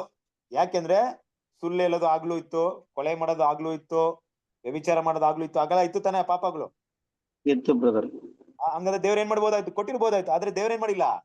ಕೊಡ್ಲಿ. ಕೊಡ್ಲಿಲ್ಲ. ಕರೆಕ್ಟಾ? ಹಾಗೇನೋ ಕೊಟ್ಟಿದ್ರೆ ಅಬ್ರಾಮ್ ಅದ್ರ ಪ್ರಕಾರ ಮಾಡ್ಬಿಟ್ಟಿದ್ರೆ ಕೊಡುವಂತ ರಿವಾರ್ಡ್ ಏನಪ್ಪಾ ಅಂದ್ರೆ ಕೂಲಿ ಆಗ್ತಾ ಇತ್ತು. ಯಾಕಂದ್ರೆ ನಾನು ಏನ್ ಕೆಲಸ ಕೊಟ್ಟಿದ್ರೆ ಅದ್ರ ಪ್ರಕಾರ ಅವ್ರು ನಡ್ಕೊಂಡಿದ್ರೆ ಇದಕ್ಕೆ ನಾನು ರಿವಾರ್ಡ್ ಕೊಡ್ಬೇಕು ಇವಾಗ. ಆದ್ರೆ ದೇವ್ರೇನ್ ಮಾಡಿಲ್ಲ? ಈ ಕಮಾಂಡ್ಮೆಂಟ್ಸ್ ಏನು ಕೊಡಿಲ್ಲ. ಬಟ್ ದೇವ್ರೇನ್ ಮಾಡಿದ್ರು? ನಾನ್ ಹೇಳುವಂತ ಮಾತು ಇಷ್ಟೇ, ಅದು ನಂಬ್ಕೊಂಡ್ ಬಾ ಅಂತ ಏನ್ ಮಾಡಿದಾರೆ? ಕರೆದಿದ್ದಾರೆ. ಅದರಿಂದ ನೋಡ್ಬೇಕಾದ್ರೆ ಕ್ರಿಸ್ತನ ಪಿ ಸರಸರಿಯರೇ, ಈ ನಂಬಿ ಬಂದ್ರು ನೋಡ್ರಿ, ದೇವ್ರನ್ನ ನಂಬ್ಕೊಂಡ್ ಬಂದ್ರು. ಅದು ನಾವಿಲ್ಲಿ ಅರ್ಥ ಮಾಡ್ಕೊಬೇಕು ಕೆಲವೊಂದು ವಿಷಯನ. ಯಾಕಂದ್ರೆ ದೇವರ ಮತ್ತೆ ಅಬ್ರಾಹ್ಮಣ ನಡುವೆ ಇದ್ದಂತ ಒಂದು ಸಂಬಂಧ ಇತ್ತಲ್ವಾ, ಆ ಸಂಬಂಧ ಸುಮ್ನೆ ಏನೋ ದೇವರು ಅಬ್ರಾಹ್ಮಣ ಸ್ನೇಹಿತನಂತ ಕರೆದಿರ್ಲಿಲ್ಲ. ಕರೆಕ್ಟ್ ಅಲ್ವಾ? ಅಷ್ಟೊಂದು ಈಸಿ ಮ್ಯಾಥ್ ಎಲ್ಲ ವಿಷಯ ಅಲ್ಲ. ಅಲ್ಲಿ ಅಬ್ರಾಹ್ಮಣ ತೋರಿಸಿದ ನಂಬಿಕೆ ತುಂಬಾ ಶ್ರೇಷ್ಠವಾದದ್ದು. ಪರಿಸ್ಥಿತಿಗಳ ಅನುಸಾರವಾಗಿ ನಾವು ತೋರಿಸುವಂತ ನಂಬಿಕೆ ದೇವರು ಅದನ್ನೇನ್ ಮಾಡ್ತಾರೆ? ಗಮನದಲ್ಲಿ ಇಟ್ಟು ನೋಡ್ತಾರೆ. ನೋಡ್ರಿ, ಕೆಲವೊಂದು ವಿಷಯ ಹೆಂಗಿರುತ್ತೆ ಅಂದ್ರೆ ನಮ್ಗೆ ಎವಿಡೆನ್ಸ್ ಇರುತ್ತೆ, ನಾವು ನೋಡಿರ್ತೀವಿ, ಆಧಾರಗಳಿರುತ್ತೆ. ನಮ್ಗೆ ನಾವು ತೋರಿಸಿರುವಂತ ನಂಬಿಕೆಗಳೆಲ್ಲ ಆಧಾರ ಏನಿದೆಯಪ್ಪ ಅಂದ್ರೆ ಬರಹಗಳ ರೂಪದಲ್ಲಿ ಇದೆ. ಬರಹ ರೂಪದಲ್ಲಿ ಸತ್ಯವೇದ ನಮ್ಗಿದೆ. ಓದಿದಾಗ ನಮ್ಗೆ ದೇವರ ದೇವ್ರು ನಮ್ಗೆ ಕೊಟ್ಟಿದ್ದಾರೆ. ಅದ್ರ ಮೇಲೆ ನಾವು ನಂಬಿಕೆನ ಇಡ್ತಾ ಇದೀವಿ. ಇವತ್ತು ಕ್ರಿಸ್ತನ ಆತ್ಮ ನಮ್ಮನ್ನ ನಡೆಸ್ತಾ ಇದೆ ಅಲ್ವಾ? ದೇವರ ವಾಗ್ದಾನಗಳು, ಸತ್ಯಗಳು, ವಾಕ್ಯಗಳು ಎಲ್ಲ ಕೂಡ ಬರಹ ರೂಪದಲ್ಲಿ ನಮ್ಗೆ ಬರೆಯಲ್ಪಟ್ಟಿದೆ. ನಾವು ಇದು ನಡೆದಿದ್ಯಾ ಇಲ್ಲ ಕಟ್ಟುಕತೆನ ಅಂತ ನೋಡ್ಬೇಕಾದ್ರೆ ಚರಿತ್ರೆ ಕೂಡ ಅದಕ್ಕೆ ಹೌದಪ್ಪ, ಈ ರೀತಿ ಒಂದು ಘಟನೆ ಇದೆ ಅಂತ ಇವತ್ತವರೆಗೂ ಹೇಳ್ತಾ ಇದೆ. ಇಸ್ರೇಲ್ ಜನ ಇದ್ರು, ಅವ್ರು ಇವತ್ತವರೆಗೂ ಇದ್ದಾರೆ ಅಂತ ಇಡೀ ಪ್ರಪಂಚ ಕಣ್ಣು ಮುಂದೆ ಸಾಕ್ಷ್ಯಾಧಾರಗಳಿದೆ. ನಾವು ನಂಬ್ತೀವಿ. ಆದ್ರೆ ಅಬ್ರಾಹ್ಮಣ ತಗೊಂಡ್ ನೋಡ್ರಿ, ಏನಾದ್ರೂ ಇತ್ತಾ?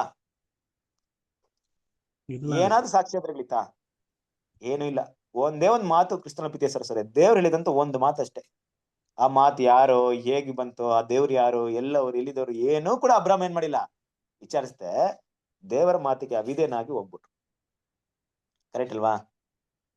ಅವ್ರಿಗೆ ಅಷ್ಟು ಸ್ಪಷ್ಟತೆ ಇತ್ತು, ಮಾತಾಡಿರೋರು ಬೇರೆ ಯಾರು ಇರಕ್ಕೆ ಸಾಧ್ಯತೆ ಇಲ್ಲ. ದೇವ್ರು ಭೂಮಿ ಆಕಾಶವನ್ನು ಸೃಷ್ಟಿ ಮಾಡಿದಂತ ದೇವ್ರು ಇವರೇ, ಇವ್ರು ಬಿಟ್ಟು ಬೇರೆ ಯಾರು ಇರಕ್ಕೆ ಸಾಧ್ಯತೆ ಇಲ್ಲ ಅಂತ ಏನ್ ಮಾಡ್ತಾರೆ? ಅವ್ರು ದೃಢವಾಗಿ ಏನ್ ಮಾಡ್ಕೊಂಡ್ಬಿಟ್ಟಿದ್ರು? ನಂಬ್ಕೊಂಡ್ಬಿಟ್ಟಿದ್ರು. ಅಷ್ಟು ನಂಬಿಕೆ ಇತ್ತು ದೇವ್ರ ಮೇಲೆ. ಏನು ಇಲ್ಲದೆಯೋ, ಯಾವ ಆಧಾರಗಳಿಲ್ಲದೆಯೋ, ಯಾವ ಎವಿಡೆನ್ಸ್ ಇಲ್ಲದೆಯೋ ದೇವರ ಮೇಲೆ ತೋರಿಸ್ತಿದ್ದ ಈ ನಂಬಿಕೆ ಇತ್ತು ನೋಡ್ರಿ, ಈ ಶ್ರೇಷ್ಠವಾದಂತ ನಂಬಿಕೆ. ಈ ನಂಬಿಕೆ ದೇವರವ್ರನ್ನ ಏನ್ ಮಾಡಿದ್ರು? ನೀತಿವಂತರು. ಆ ನೀತಿಯಾಗಿ ಅವ್ರಿಗೆ ಏನಾಯ್ತು? ಎನಿಸಲ್ಪಡ್ತು ಅಂತ ವಿಷಯವನ್ನ ನೋಡ್ತೀವಿ. ಪ್ರೀತಿಯ ಸರಸರೇ, ಈ ದೇವ್ರ ಮಕ್ಕಳು ನಾವು ಅರ್ಥ ಮಾಡ್ಕೊಬೇಕಾಗಿರೋ ವಿಷಯ ಏನಪ್ಪಾ ಅಂದ್ರೆ, ಅಬ್ರಾಹ್ಮಣ ದೇವ್ರು ಕರೆದಂತ ಉದ್ದೇಶ ಅಲ್ಲಿಗೆ ಸೀಮಿತವಾಯಿತು. ಎಲ್ಲಿಗೆ? ಅಬ್ರಾಹ್ಮಣಿಗೆ ಇಸಾಕನ ಹುಟ್ಟಿದ್ರು. ಇಸಾಕ್ ಆದ್ಮೇಲೆ ಅಬ್ರಾಹ್ಮಣಿಗೆ 3ನೇ ಮದ್ವೆ ಆಯ್ತು. ಅವರ ಮೂಲಕ ಮಕ್ಕಳು ಹುಟ್ಟಿದ್ರು. ಅದಾದ ನಂತರ ಸಾರಳ ಅಬ್ರಾಹ್ಮ್ ಸತ್ತೋಗ್ಬಿಟ್ರು. ಅಲ್ಲಿಗೆ ಸೀಮಿತವಾಯ್ತು. ಆದ್ರೆ ನಿಜ ಏನ್ ಗೊತ್ತಾ? ಅಬ್ರಾಹ್ಮಣಿಗೆ ಈ ರೀತಿಯಾದಂತ ಒಂದು ವಾಗ್ದಾನ ದೇವರು ಯಾರನ್ನ ಮನಸ್ಸಲ್ಲಿ ಇಟ್ಕೊಂಡು ಕೊಟ್ರು ಗೊತ್ತಾ? ಯಾರನ್ನ ಮೈಂಡ್ ಇಟ್ಕೊಂಡು ಅಬ್ರಾಹ್ಮಣ್ಗೆ ಈ ರೀತಿಯಾದಂತ ಮಾತು ಕೊಟ್ಟು ಕರೆದ್ರು ಗೊತ್ತಾ? ಯಾವ ರೀತಿಯಾದಂತ ಮಾತು? ಅದನ್ನ ಒಂದ್ಸರಿ ಓದ್ರಿ, ಕರೆಕ್ಟ್ ಆಗಿರುತ್ತೆ. ಆದಿಕಾಂಡ 12ನೇ ಅಧ್ಯಾಯ 1ನೇ ವಾಕ್ಯ.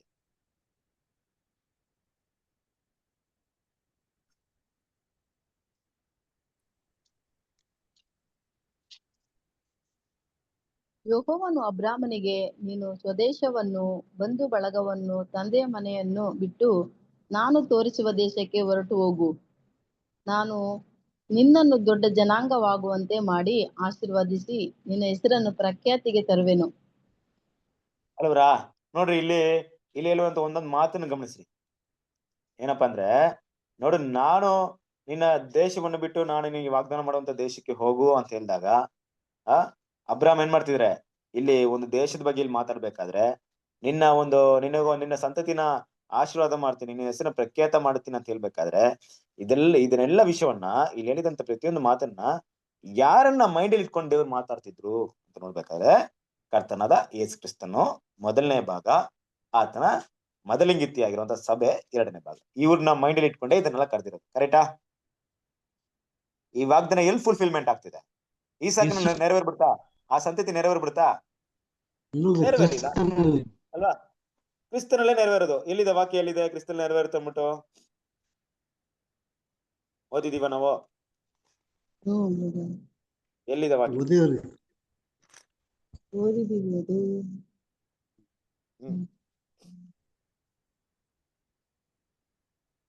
ಎಲ್ಲಿ ಬರುತ್ತೆ ವಾಕ್ಯ?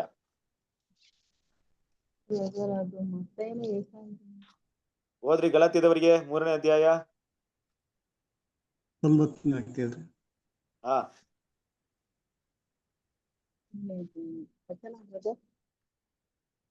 ಮೂರನೇ ಅಧ್ಯಾಯ 29ನೇ ವಾಕ್ಯ ಓದ್ರಿ.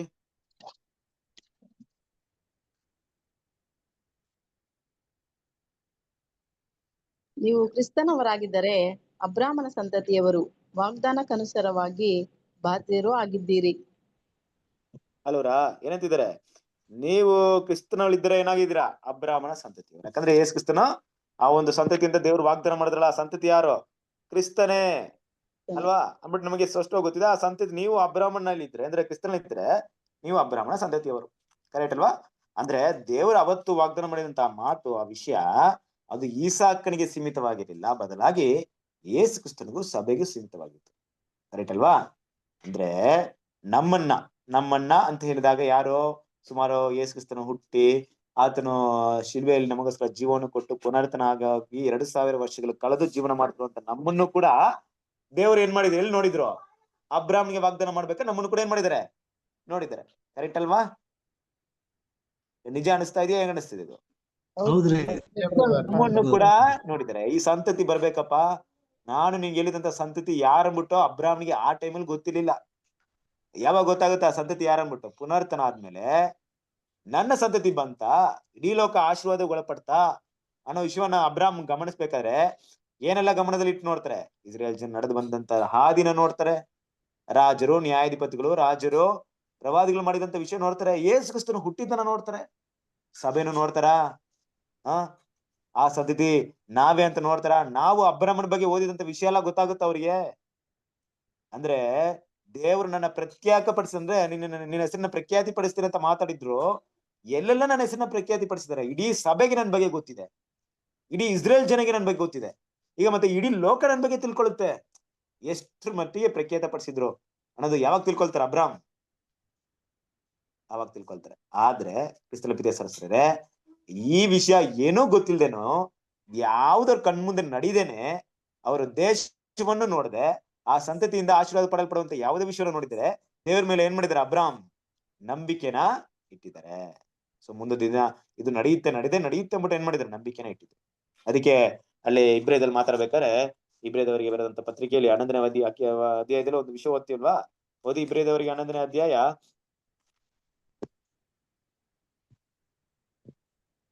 8ರಿಂದ 10 ಓದ್ರಿ.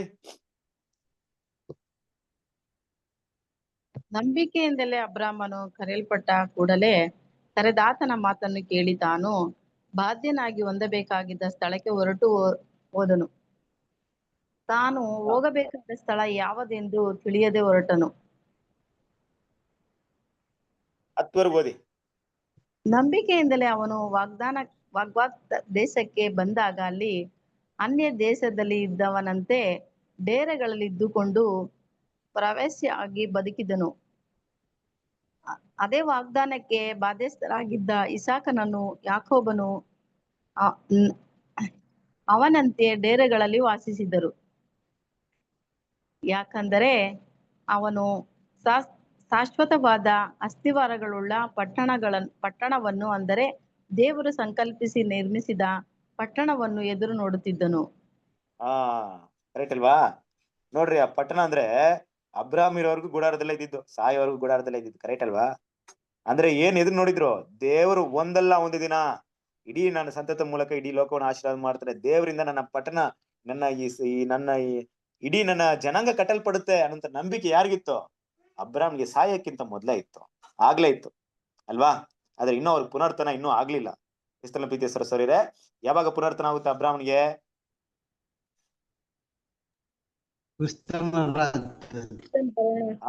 ಸಭೆ ಪುನರ್ತನ ಆಗ್ಬೇಕು, ಮಹಾಸಮೂಹ ಓಟ ಮುಗಿಸ್ಬೇಕು, ಅದಾದ ನಂತರ ನಂಬಿಕಸ್ತ ವೀರರಿಗೆ ಏನಾಗುತ್ತೆ?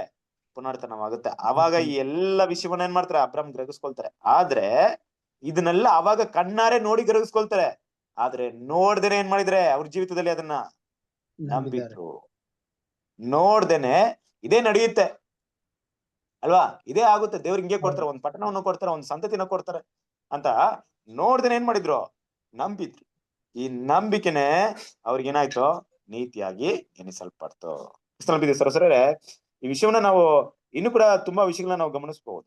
ತುಂಬಾ ವಿಷಯಗಳನ್ನ ಏನ್ ಮಾಡಿದಾರೆ ಅಂದ್ರೆ, ಅಬ್ರಾಮನ ಒಂದು ಜೀವಿತವನ್ನ ತಗೊಂಡಾಗ ದೇವರು ಅಬ್ರಾಮನ್ನ ಯಾವ ರೀತಿ ಆತನಿಗೆ ಟ್ರೈನಿಂಗ್ ಕೊಟ್ರು ಅಂದ್ರೆ, ಅಬ್ರಾಮನಿಂದ ಹಲವಾರು ಜನರಿಗೆ ಆ ಪಾಠವನ್ನ ಕಳಿಸ್ಬೇಕಂತ ಉದ್ದೇಶ ಇತ್ತು ದೇವರಿಗೆ. ಅಬ್ರಾಮನ ರೆಡಿ ಮಾಡಿದ್ಮೇಲೆ ಅಬ್ರಾಮನ ಜೀವಿತ ಇತ್ತಲ್ಲ, ಅವರ ಲೈಫ್ ಹಿಸ್ಟ್ರಿ ಇತ್ತಲ್ಲ, ಜೀವನ ಚರಿತ್ರೆ, ಆ ಜೀವನ ಚರಿತ್ರೆ ತುಂಬಾ ಜನರಿಗೆ ಏನಾಗ್ಬೇಕು? ಪಾಠವಾಗಿರ್ಬೇಕು ಅನ್ನೋ ರೀತಿಯಲ್ಲಿ ಏನ್ ಮಾಡಿದ್ರು? ಅವ್ರನ್ನ ಪ್ರಿಪೇರ್ ಮಾಡಿದ್ರು. ಪ್ರಿಪೇರ್ ಮಾಡಿದ್ ಮಾತ್ರವಲ್ಲ, ಅನೇಕ ಜನರಿಗೆ ಅಬ್ರಾಮನ ಮೂಲಕ ಏನ್ ಮಾಡಿದ್ರು? ಒಂದು ಪಾಠವನ್ನ ಕಲಿಸ್ಕೊಟ್ಬಿಟ್ಟು ಇವತ್ತು ನಾವು ಕೂಡ ಏನ್ ಮಾಡ್ತಾ ಇದೀವಿ?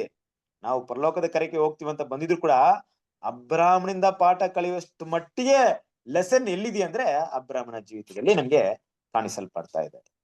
ಏನ ರೋಮಪುರದಲ್ಲಿ 4ನೇ ಅಧ್ಯಾಯ 6ನೇ ವಾಕ್ಯ. ಪಾಪಾತ್ಮರನ್ನು ನೀತಿವಂತರೆಂದು ನೆನೆಸುವ ಆತನಲ್ಲಿ ನಂಬಿಕೆ ಇಡುತ್ತಾನೋ ಅವನ ನಂಬಿಕೆ ನೀತಿ ಎಂದು ಎಣಿಸಲ್ಪಡುವುದು. ದೇವರು ಅವನನ್ನು ಪುಣ್ಯಕ್ರಿಯೆಗಳಲ್ಲದೆ ನೀತಿವಂತನೆಂದು ಎಣಿಸುತ್ತಾನೋ ಅವನು ಧನ್ಯನೆಂದು ದಾವೀದನು ಸಹ ಹೇಳುತ್ತಾನೆ. ಅಲ್ವಾ? ಸೊ ದೇವ್ರ ಏನ್ ಮಾಡಿದ್ದಾರೆ?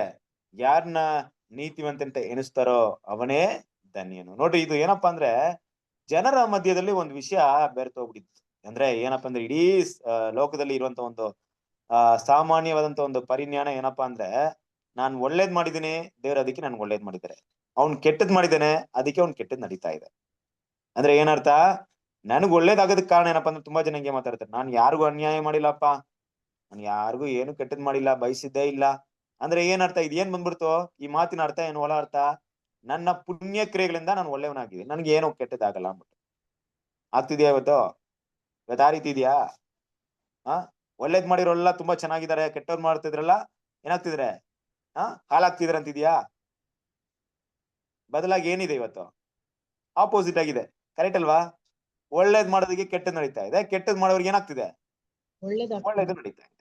ಅಂದ್ರೆ ಜನ ಏನ್ ತಿಳ್ಕೊಂಡ್ಬಿಟ್ಟಿದ್ದಾರೆ, ಪುಣ್ಯ ಕ್ರಿಯೆಗಳಿಂದ ನಾವು ಮಾಡೋಂತ ಒಳ್ಳೆ ಕೆಲಸದಿಂದ ನಮ್ ಫಲ ಇದೆ ಅಂದ್ಬಿಟ್ಟು.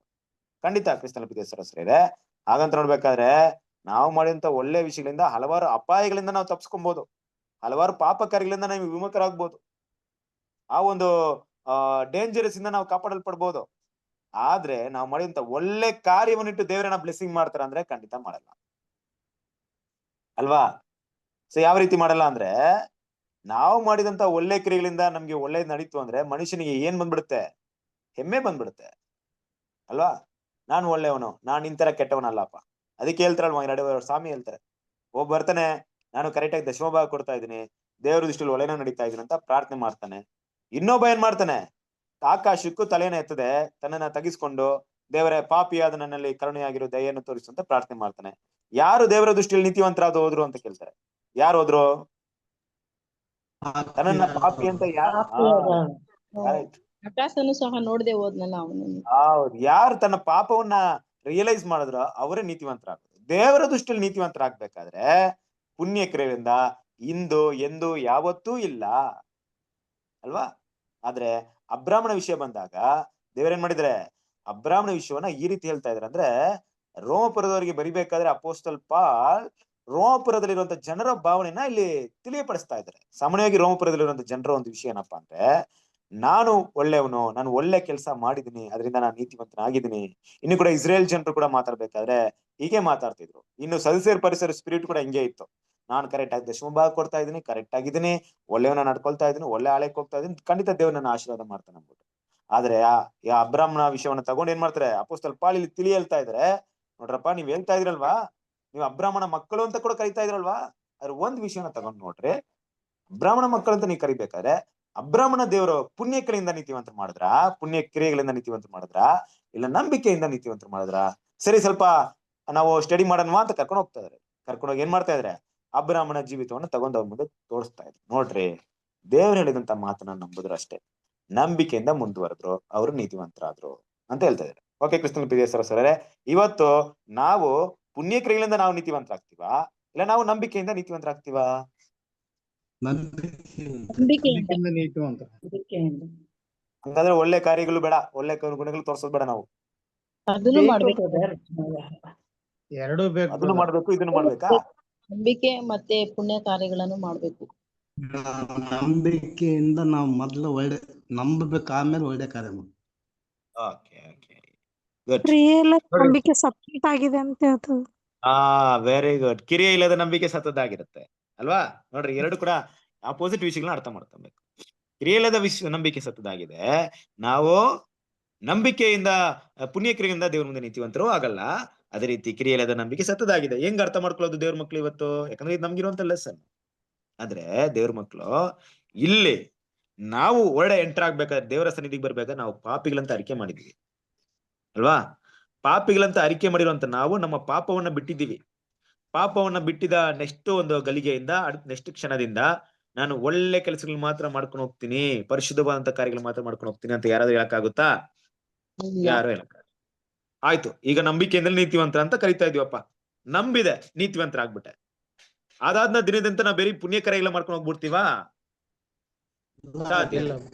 ಅಂದ್ರೆ ದೇವ್ರಲ್ಲಿ ಏನ್ ಇಟ್ಟಿದ್ದಾರೆ ಅಂದ್ರೆ, ನೀನು ಆದಾಮ್ನಲ್ಲಿ ಹುಟ್ಟು ಪಾಪದ ಕೊನೆ ಒಂದು ಹಂತದಲ್ಲಿ ಜೀವನ ಮಾಡ್ತಾ ಇದೀಯಾ, ಈ ಲೋಕದ ಕಟ್ಟ ಕಡೆಗೆ ಜೀವನ ಮಾಡ್ತಾ ಇದ್ರ ನೀವು. ಅದಕ್ಕೆ ಹೇಳ್ತಾ ಇದೆ, ತುಂಬಾ ವಾಕ್ಯ ಇದೆ, ಪಾಪ ಹೆಚ್ಚಾದ ಸಮಯದಲ್ಲಿ ದೇವರ ಕೃಪೆ ಕೂಡ ಹೆಚ್ಚಾಯ್ತು ಅಂತ.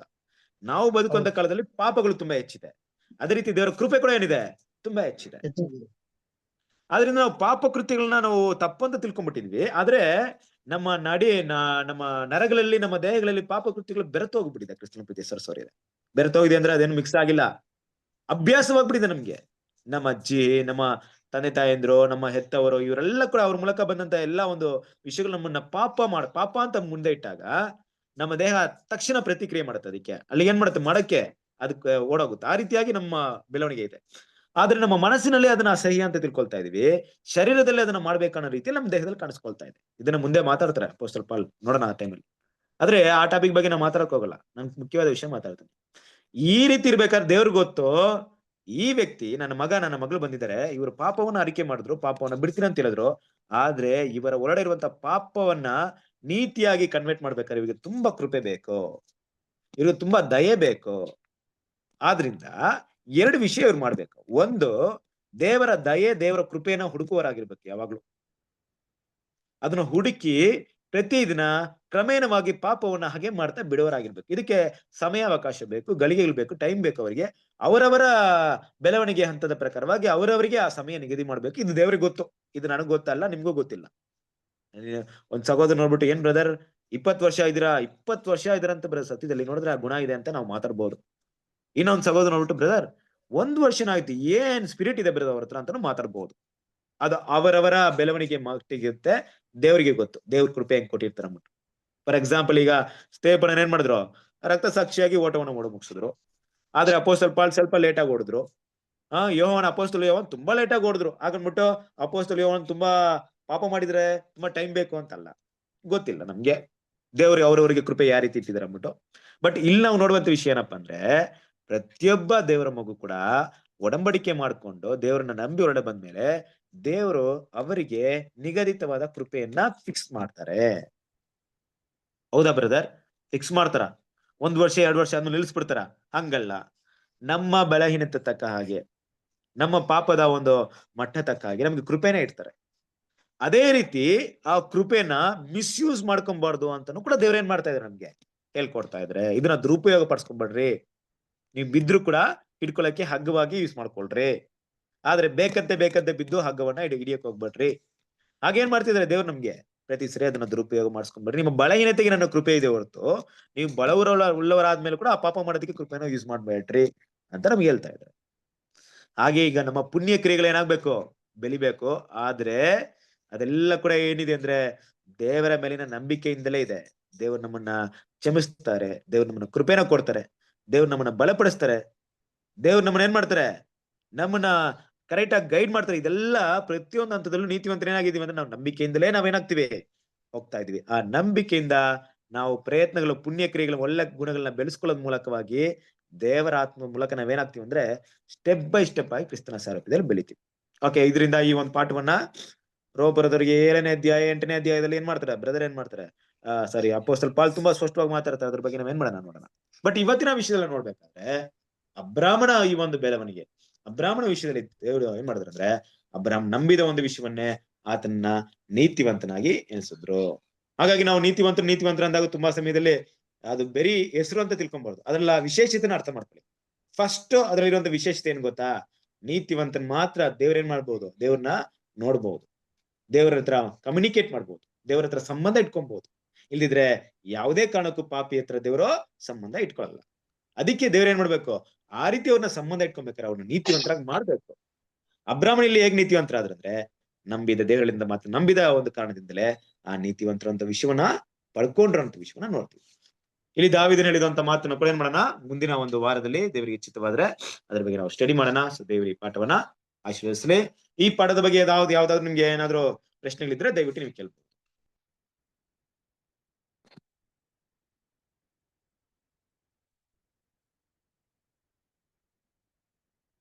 ಸರಿ, ಪ್ರಾರ್ಥನೆ ಮಾಡಿ ಮುಗಿಸೋಣವಾ? Okay brother. ಏನಾದ್ರು ಪೆಂಡಿಂಗ್ ಇದೆಯಾ? ರಾತ್ರಿ ಗೀತೆಗಳು ಓದಿ. Thank you, good. ರಾತ್ರಿ ಗೀತೆಗಳು ಓದ್ಬಿಡನ್ವಾ? ಓದ್ಬಿಡ್ರಿ. ಯಾರು ಓದ್ತೀರಾ ರಾತ್ರಿ ಗೀತೆಗಳು?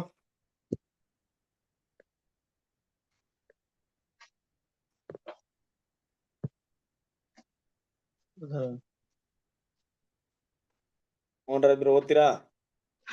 ಓದ್ತೀನಿ ಬ್ರದರ್. ಓದಿ. ಒಂದ್ ನಿಮಿಷ ಬ್ರದರ್. ಓದ್ತೀನಿ ಬ್ರದರ್. ಓದಿ. ದೇವರು ಸಮಸ್ತವನ್ನು ಆತನ ಪಾದಗಳ ಕೆಳಗೆ ಹಾಕಿದನು. ಇದಲ್ಲದೆ ಆತನನ್ನು ಎಲ್ಲದರ ಮೇಲೆ ಇರಿಸಿ ಸಭೆಗೆ ಶಿರಸಾಗಿ ನೇಮಿಸಿದನು. ಎಫೆಸದವರು ಬರೆದ ಪತ್ರಿಕೆ 1:22. ಅತಿ ಪ್ರಿಯರೇ, ಸಮಯವೂ ಕಡಿಮೆಯಾಗಿದೆ. ನಾವು ಬಯಸುವ ದೊಡ್ಡ ಬಹುಮಾನವು ಹತ್ತಿರದಲ್ಲಿದೆ. ಸಾಧಿಸಬೇಕಾದ ಗುರಿ ಅಥವಾ ಗುಣಲಕ್ಷಣದ ಮಾನದಂಡವನ್ನು ಸ್ಪಷ್ಟವಾಗಿ ನಮ್ಮ ಮುಂದೆ ಇಡಲಾಗಿದೆ ಮತ್ತು ಕರ್ತನಿಗೆ ಸಂಪೂರ್ಣ ಪ್ರತಿಷ್ಠೆಯ ಅವಶ್ಯಕತೆಯ ವಿವರಣೆಗಳೊಂದಿಗೆ ಸತ್ಯವೇದವು ಪ್ರಕಾಶಮಾನವಾಗಿದೆ. ಅದು ಸ್ವಯಂ ಮರಣವನ್ನು ಸೂಚಿಸದೆ ಎಂದು ನಮಗೆ ತೋರಿಸುತ್ತದೆ. ದೇವರ ಕೃಪೆಯಿಂದ ಬೇರೆ ಎಲ್ಲಾ ತಲ ಮತ್ತು ಅಧಿಕಾರವನ್ನು ಸಂಪೂರ್ಣವಾಗಿ ಕತ್ತರಿಸಿ ಪಕ್ಕಕ್ಕೆ ಎಸೆಯಲಾಗಿದೆ ಮತ್ತು ಇನ್ನು ಮುಂದೆ ಅಪೊಸ್ತಲನು ವ್ಯಕ್ತಪಡಿಸಿದಂತೆ ನಾನು ಇನ್ನು ಬದುಕುವುದು ಕ್ರಿಸ್ತನಿಗಾಗಿ, ಕ್ರಿಸ್ತನ ಶರೀರದ ಅಂಗವಾಗಿ, ಆತನ ಚಿತ್ತದಿಂದ ಮಾರ್ಗದರ್ಶನ ಹೊಂದಿಕೊಂಡು, ಆತನ ವಾಕ್ಯದ ಮೂಲಕ ಗ್ರಹಿಸಿಕೊಂಡು ಮತ್ತು ಆತನ ಏರ್ಪಾಡಿನ ಮೂಲಕ ಮತ್ತು ಆತನ ಉದಾಹರಣೆಯ ಮೂಲಕ ನಾವು ಗ್ರಹಿಸಿಕೊಳ್ಳುವಂತೆ ನಾವು ಒಬ್ಬೊಬ್ಬರು ನೋಡಿಕೊಳ್ಳಬೇಕಲ್ಲವೇ? ಇದು ನಮ್ಮ ಕರ್ತನ ಸ್ವರೂಪದ ಸಂಪೂರ್ಣ ಗುಣಲಕ್ಷ್ಯದ ಇನ್ನೊಂದು ಚಿತ್ರಣವಾಗಿದೆ. ಆತನು ತನ್ನ ಸ್ವಂತ ನಾಯಕತ್ವವನ್ನು, ತನ್ನ ಸ್ವಂತ ಚಿತ್ತವನ್ನು ತಂದೆ ಚಿತ್ತಕ್ಕೆ ಸಂಪೂರ್ಣವಾಗಿ ಒಪ್ಪಿಸಿ ಕೊಡಲಿಲ್ಲವೇ? ಆತನು ಖಂಡಿತವಾಗಿಯೂ ಹಾಗೆ ಮಾಡಿದನು ಮತ್ತು ಆ ಪೂರ್ಣ ಪ್ರತಿಷ್ಠೆ ಮಾಡಿದ್ರಿಂದ ತಂದೆಯಿಂದ ಪ್ರತಿಫಲ ಹೊಂದಿದಂತೆ ನಮ್ಮ ಪೂರ್ಣ ಪ್ರತಿಷ್ಠೆಯು ಮತ್ತು ಇದಕ್ಕಿಂತ ಕಡಿಮೆ ಎಂದಿಗೂ ಇಲ್ಲ. ನಮ್ಮ ಕರ್ತನು ಮತ್ತು ಶಿರಸ್ಸು ಆಗಿರುವಾತನಿಂದ ರಾಜ್ಯದಲ್ಲಿ ಸಂಪೂರ್ಣವಾಗಿ ಪ್ರತಿಫಲವನ್ನು ಪಡಿತೇವೆ ಎಂದು ಭರವಸೆ ನಮಗಿದೆ ಎಂಬುವಂಥದ್ದೇ. Thank you brother. Thank you brother. So ತುಂಬಾ ಒಂದು ಒಳ್ಳೆಯ ಒಂದು ರಾತ್ರಿ ಗೀತೆನ ನೋಡಿದ್ವಿ. ಕ್ರಿಸ್ತನ ಪ್ರೀತಿಯ ಸರಸರಿರೇ, ಸಮಯ ಕೂಡ ತುಂಬಾ ಕಡಿಮೆ ಇದೆ. ನಮ್ಮ ಬಹುಮಾನ ತುಂಬಾ ಹತ್ತಿರದಲ್ಲಿದೆ. ನಾವು ಅದಕ್ಕೆ ಯಾವ ರೀತಿ ಸಿದ್ಧತೆ ನಡೆಸಬೇಕು, ಯಾವ ರೀತಿ ಸಿದ್ಧರಾಗಿರ್ಬೇಕು ಅಂತ ವಿಷಯವನ್ನ ಕೂಡ ದೇವರು ನಮ್ಗೆ ಈ ಸಮಯದಲ್ಲಿ ಹಲವಾರು ವಿಷಯಗಳನ್ನ ಕೂಡ ತಿಳಿಸ್ಕೊಡ್ತಾರೆ. ನೋಡಿ, ಇಲ್ಲಿ ಅಪೊಸ್ತಲ ಪೌಲ್ ಬಗ್ಗೆ ಕೂಡ ಏನ್ ಮಾಡ್ತಾರೆ, ಮಾತಾಡ್ಬೇಕಾದ್ರೆ ಕ್ರಿಸ್ತನು ನನಗೆ ಜೀವವಾಗಿದ್ದಾರೆ, ಸಾವು ನನಗೆ ಲಾಭವಾಗಿದೆ ಅನ್ನೋ ವಿಷಯವನ್ನು ಕೂಡ ಅಪೊಸ್ತಲ ಪೌಲ್ ಹೇಳುವಂತ ವಿಷಯವನ್ನು ಕೂಡ ಇಲ್ಲಿ ಮಾಡ್ತಾರೆ, ಮೆನ್ಷನ್ ಮಾಡ್ತಾ ಇದ್ರೆ. ಹಾಗಾಗಿ ಎಲ್ಲಾ ವಿಷಯ ಮನಸ್ಸಲ್ಲಿ ಇಟ್ಕೊಳ್ಳೋಣ. ಮುಂದೆ ಬರುವಂತ ದಿನಗಳಲ್ಲಿ ಪಾಠಗಳನ್ನ ಧ್ಯಾನ ಮಾಡಿ ದೇವರಿಗೆ ಮೆಚ್ಚುಗೆ ನಡೆಯೋದಕ್ಕೆ ದೇವರು ನಮ್ಗೆ ಸಹಾಯ ಮಾಡ್ಲಿ. ಕೊನೆಯದಾಗಿ ಈ ಕೂಟವನ್ನ ಅಂತ್ಯ ಮಾಡುವಾಗ ನಾವು ಪ್ರಾರ್ಥನೆ ಮಾಡಿ ಕೂಟವನ್ನ ಮುಗಿಸೋಣ. ನಮ್ಮಲ್ಲಿರುವಂತ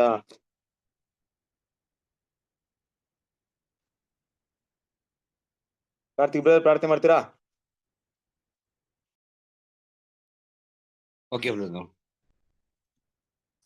ಪ್ರಾರ್ಥನೆ ಮಾಡಿಕೊಳ್ಳೋಣ. ನಮ್ಮನ್ನು ಬಹಳವಾಗಿ ಪ್ರೀತಿಸುವ ಒಬ್ಬರೇ ದೇವರಾದ ಪರಲೋಕದ ತಂದೆಯೇ, ನಮ್ಮ ಕರ್ತನು ನಮ್ಮ ರಕ್ಷಕನು ಒಡೆಯನು ಆಗಿರುವಂತ ಯೇಸು ಕ್ರಿಸ್ತ ನಾಮದಲ್ಲಿ ನಿಮಗೆ ವಂದನೆಗಳನ್ನು ಸಲ್ಲಿಸುತ್ತಾ, ಈ ಸಂಜೆ ಸಮಯದಲ್ಲಿ ನಮಗೆ ದೇವರ ವಾಕ್ಯ ಅಬ್ರಹಾಂ ಬಗ್ಗೆ ಹಲವಾರು ವಿಷಯಗಳಲ್ಲೂ ನಮ್ಮ ದೇವರ ವಾಕ್ಯವನ್ನು ನಾವು ಕೇಳಿದ್ದೇವೆ. ದೇವರೇ, ಸಭೆಯಾಗಿ ನಾವು ಆಯ್ಕೆ ಪಟ್ಟಿದ್ದೀವಿ. ಆ ಒಂದು ಆಯ್ಕೆಯಲ್ಲಿ ನಾವು ಓಡಿ ಮುಗಿಸುವಂತೆ ನಮ್ಮ ಕೃಪೆ ನೀಡು. ಇನ್ನು ಬರುವಂತ ದಿನಗಳಲ್ಲಿ ನಂಬಿಕೆಯಿಂದ ನಾವು ದೇವರ ಚಿತ್ತವನ್ನು ನೆರವೇರಿಸುವಂತೆ, ಓಡುವಂತೆ, ಯೇಸು ಕ್ರಿಸ್ತನ ಹೆಜ್ಜೆಗಳಲ್ಲಿ ನಡೆಯುವಂತೆ, ನಂಬಿಕೆ ವಿಶ್ವಾಸದಿಂದ ಓಡುವಂತೆ ನಮಗೆ ಕೃಪೆ ನೀಡು. ನಾಮ ಮಹಿಮೆ ಪಡಲಿ ತಂದೆ. ಬಂದಿರುವಂತ ಒಬ್ಬೊಬ್ಬರನ್ನು ಕೂಡ ಆಶೀರ್ವದಿಸು, ಮಾತಾಡೋ ಸಹೋದರನು ಕೂಡ ಆಶೀರ್ವದಿಸು. ಇನ್ನು ಇರುವಂತ ಮಕ್ಕಳನ್ನ ಕೂಡ ದೇವರೇ ವಾಕ್ಯಗಳ ಮುಖಾಂತರವಾಗಿ ನಡೆಯುವಂತೆ ದೇವ್ರ ಕೃಪೆ ನೀಡಿ ಅವಳನ್ನು ಆಶೀರ್ವದಿಸಬೇಕಾಗಿ ನಾವು ಬೇಡುತ್ತೇವೆ. ಈ ಸಂಜೆ ಸಮಯಕ್ಕಾಗಿ ದೇವರೇ ಸ್ತೋತ್ರ. ನಮ್ಮ ಯಾವನ್ನು ಬಲಪಡಿಸು, ಆಶೀರ್ವದಿಸು. ಯೇಸು ಹೆಸರಿನಲ್ಲಿ ಬೇಡಿ ಹೊಂದಿದ್ದೇವೆ ನಮ್ಮ ಪರಲೋಕದ ತಂದೆಯೇ. Amen. Thank you. Thank you brother. Thank you. God bless you. Thank you brother. Good night brother. Good night. Thank you brother. Thank you. Good night ಎಲ್ಲರಿಗೂ. Good night brother. ಎಲ್ಲರನ್ನು ಆಶೀರ್ವದಿಸಲಿ. Thank you. God bless you. Brothers ನಮಸ್ತೆ. Good night brother. ನಮಸ್ತೆ ಕಂದ. ನಮಸ್ತೆ. ನಮಸ್ತೆ ಪಾಪು. ನಮಸ್ತೆ ಚಿಂಟಮ್ಮ.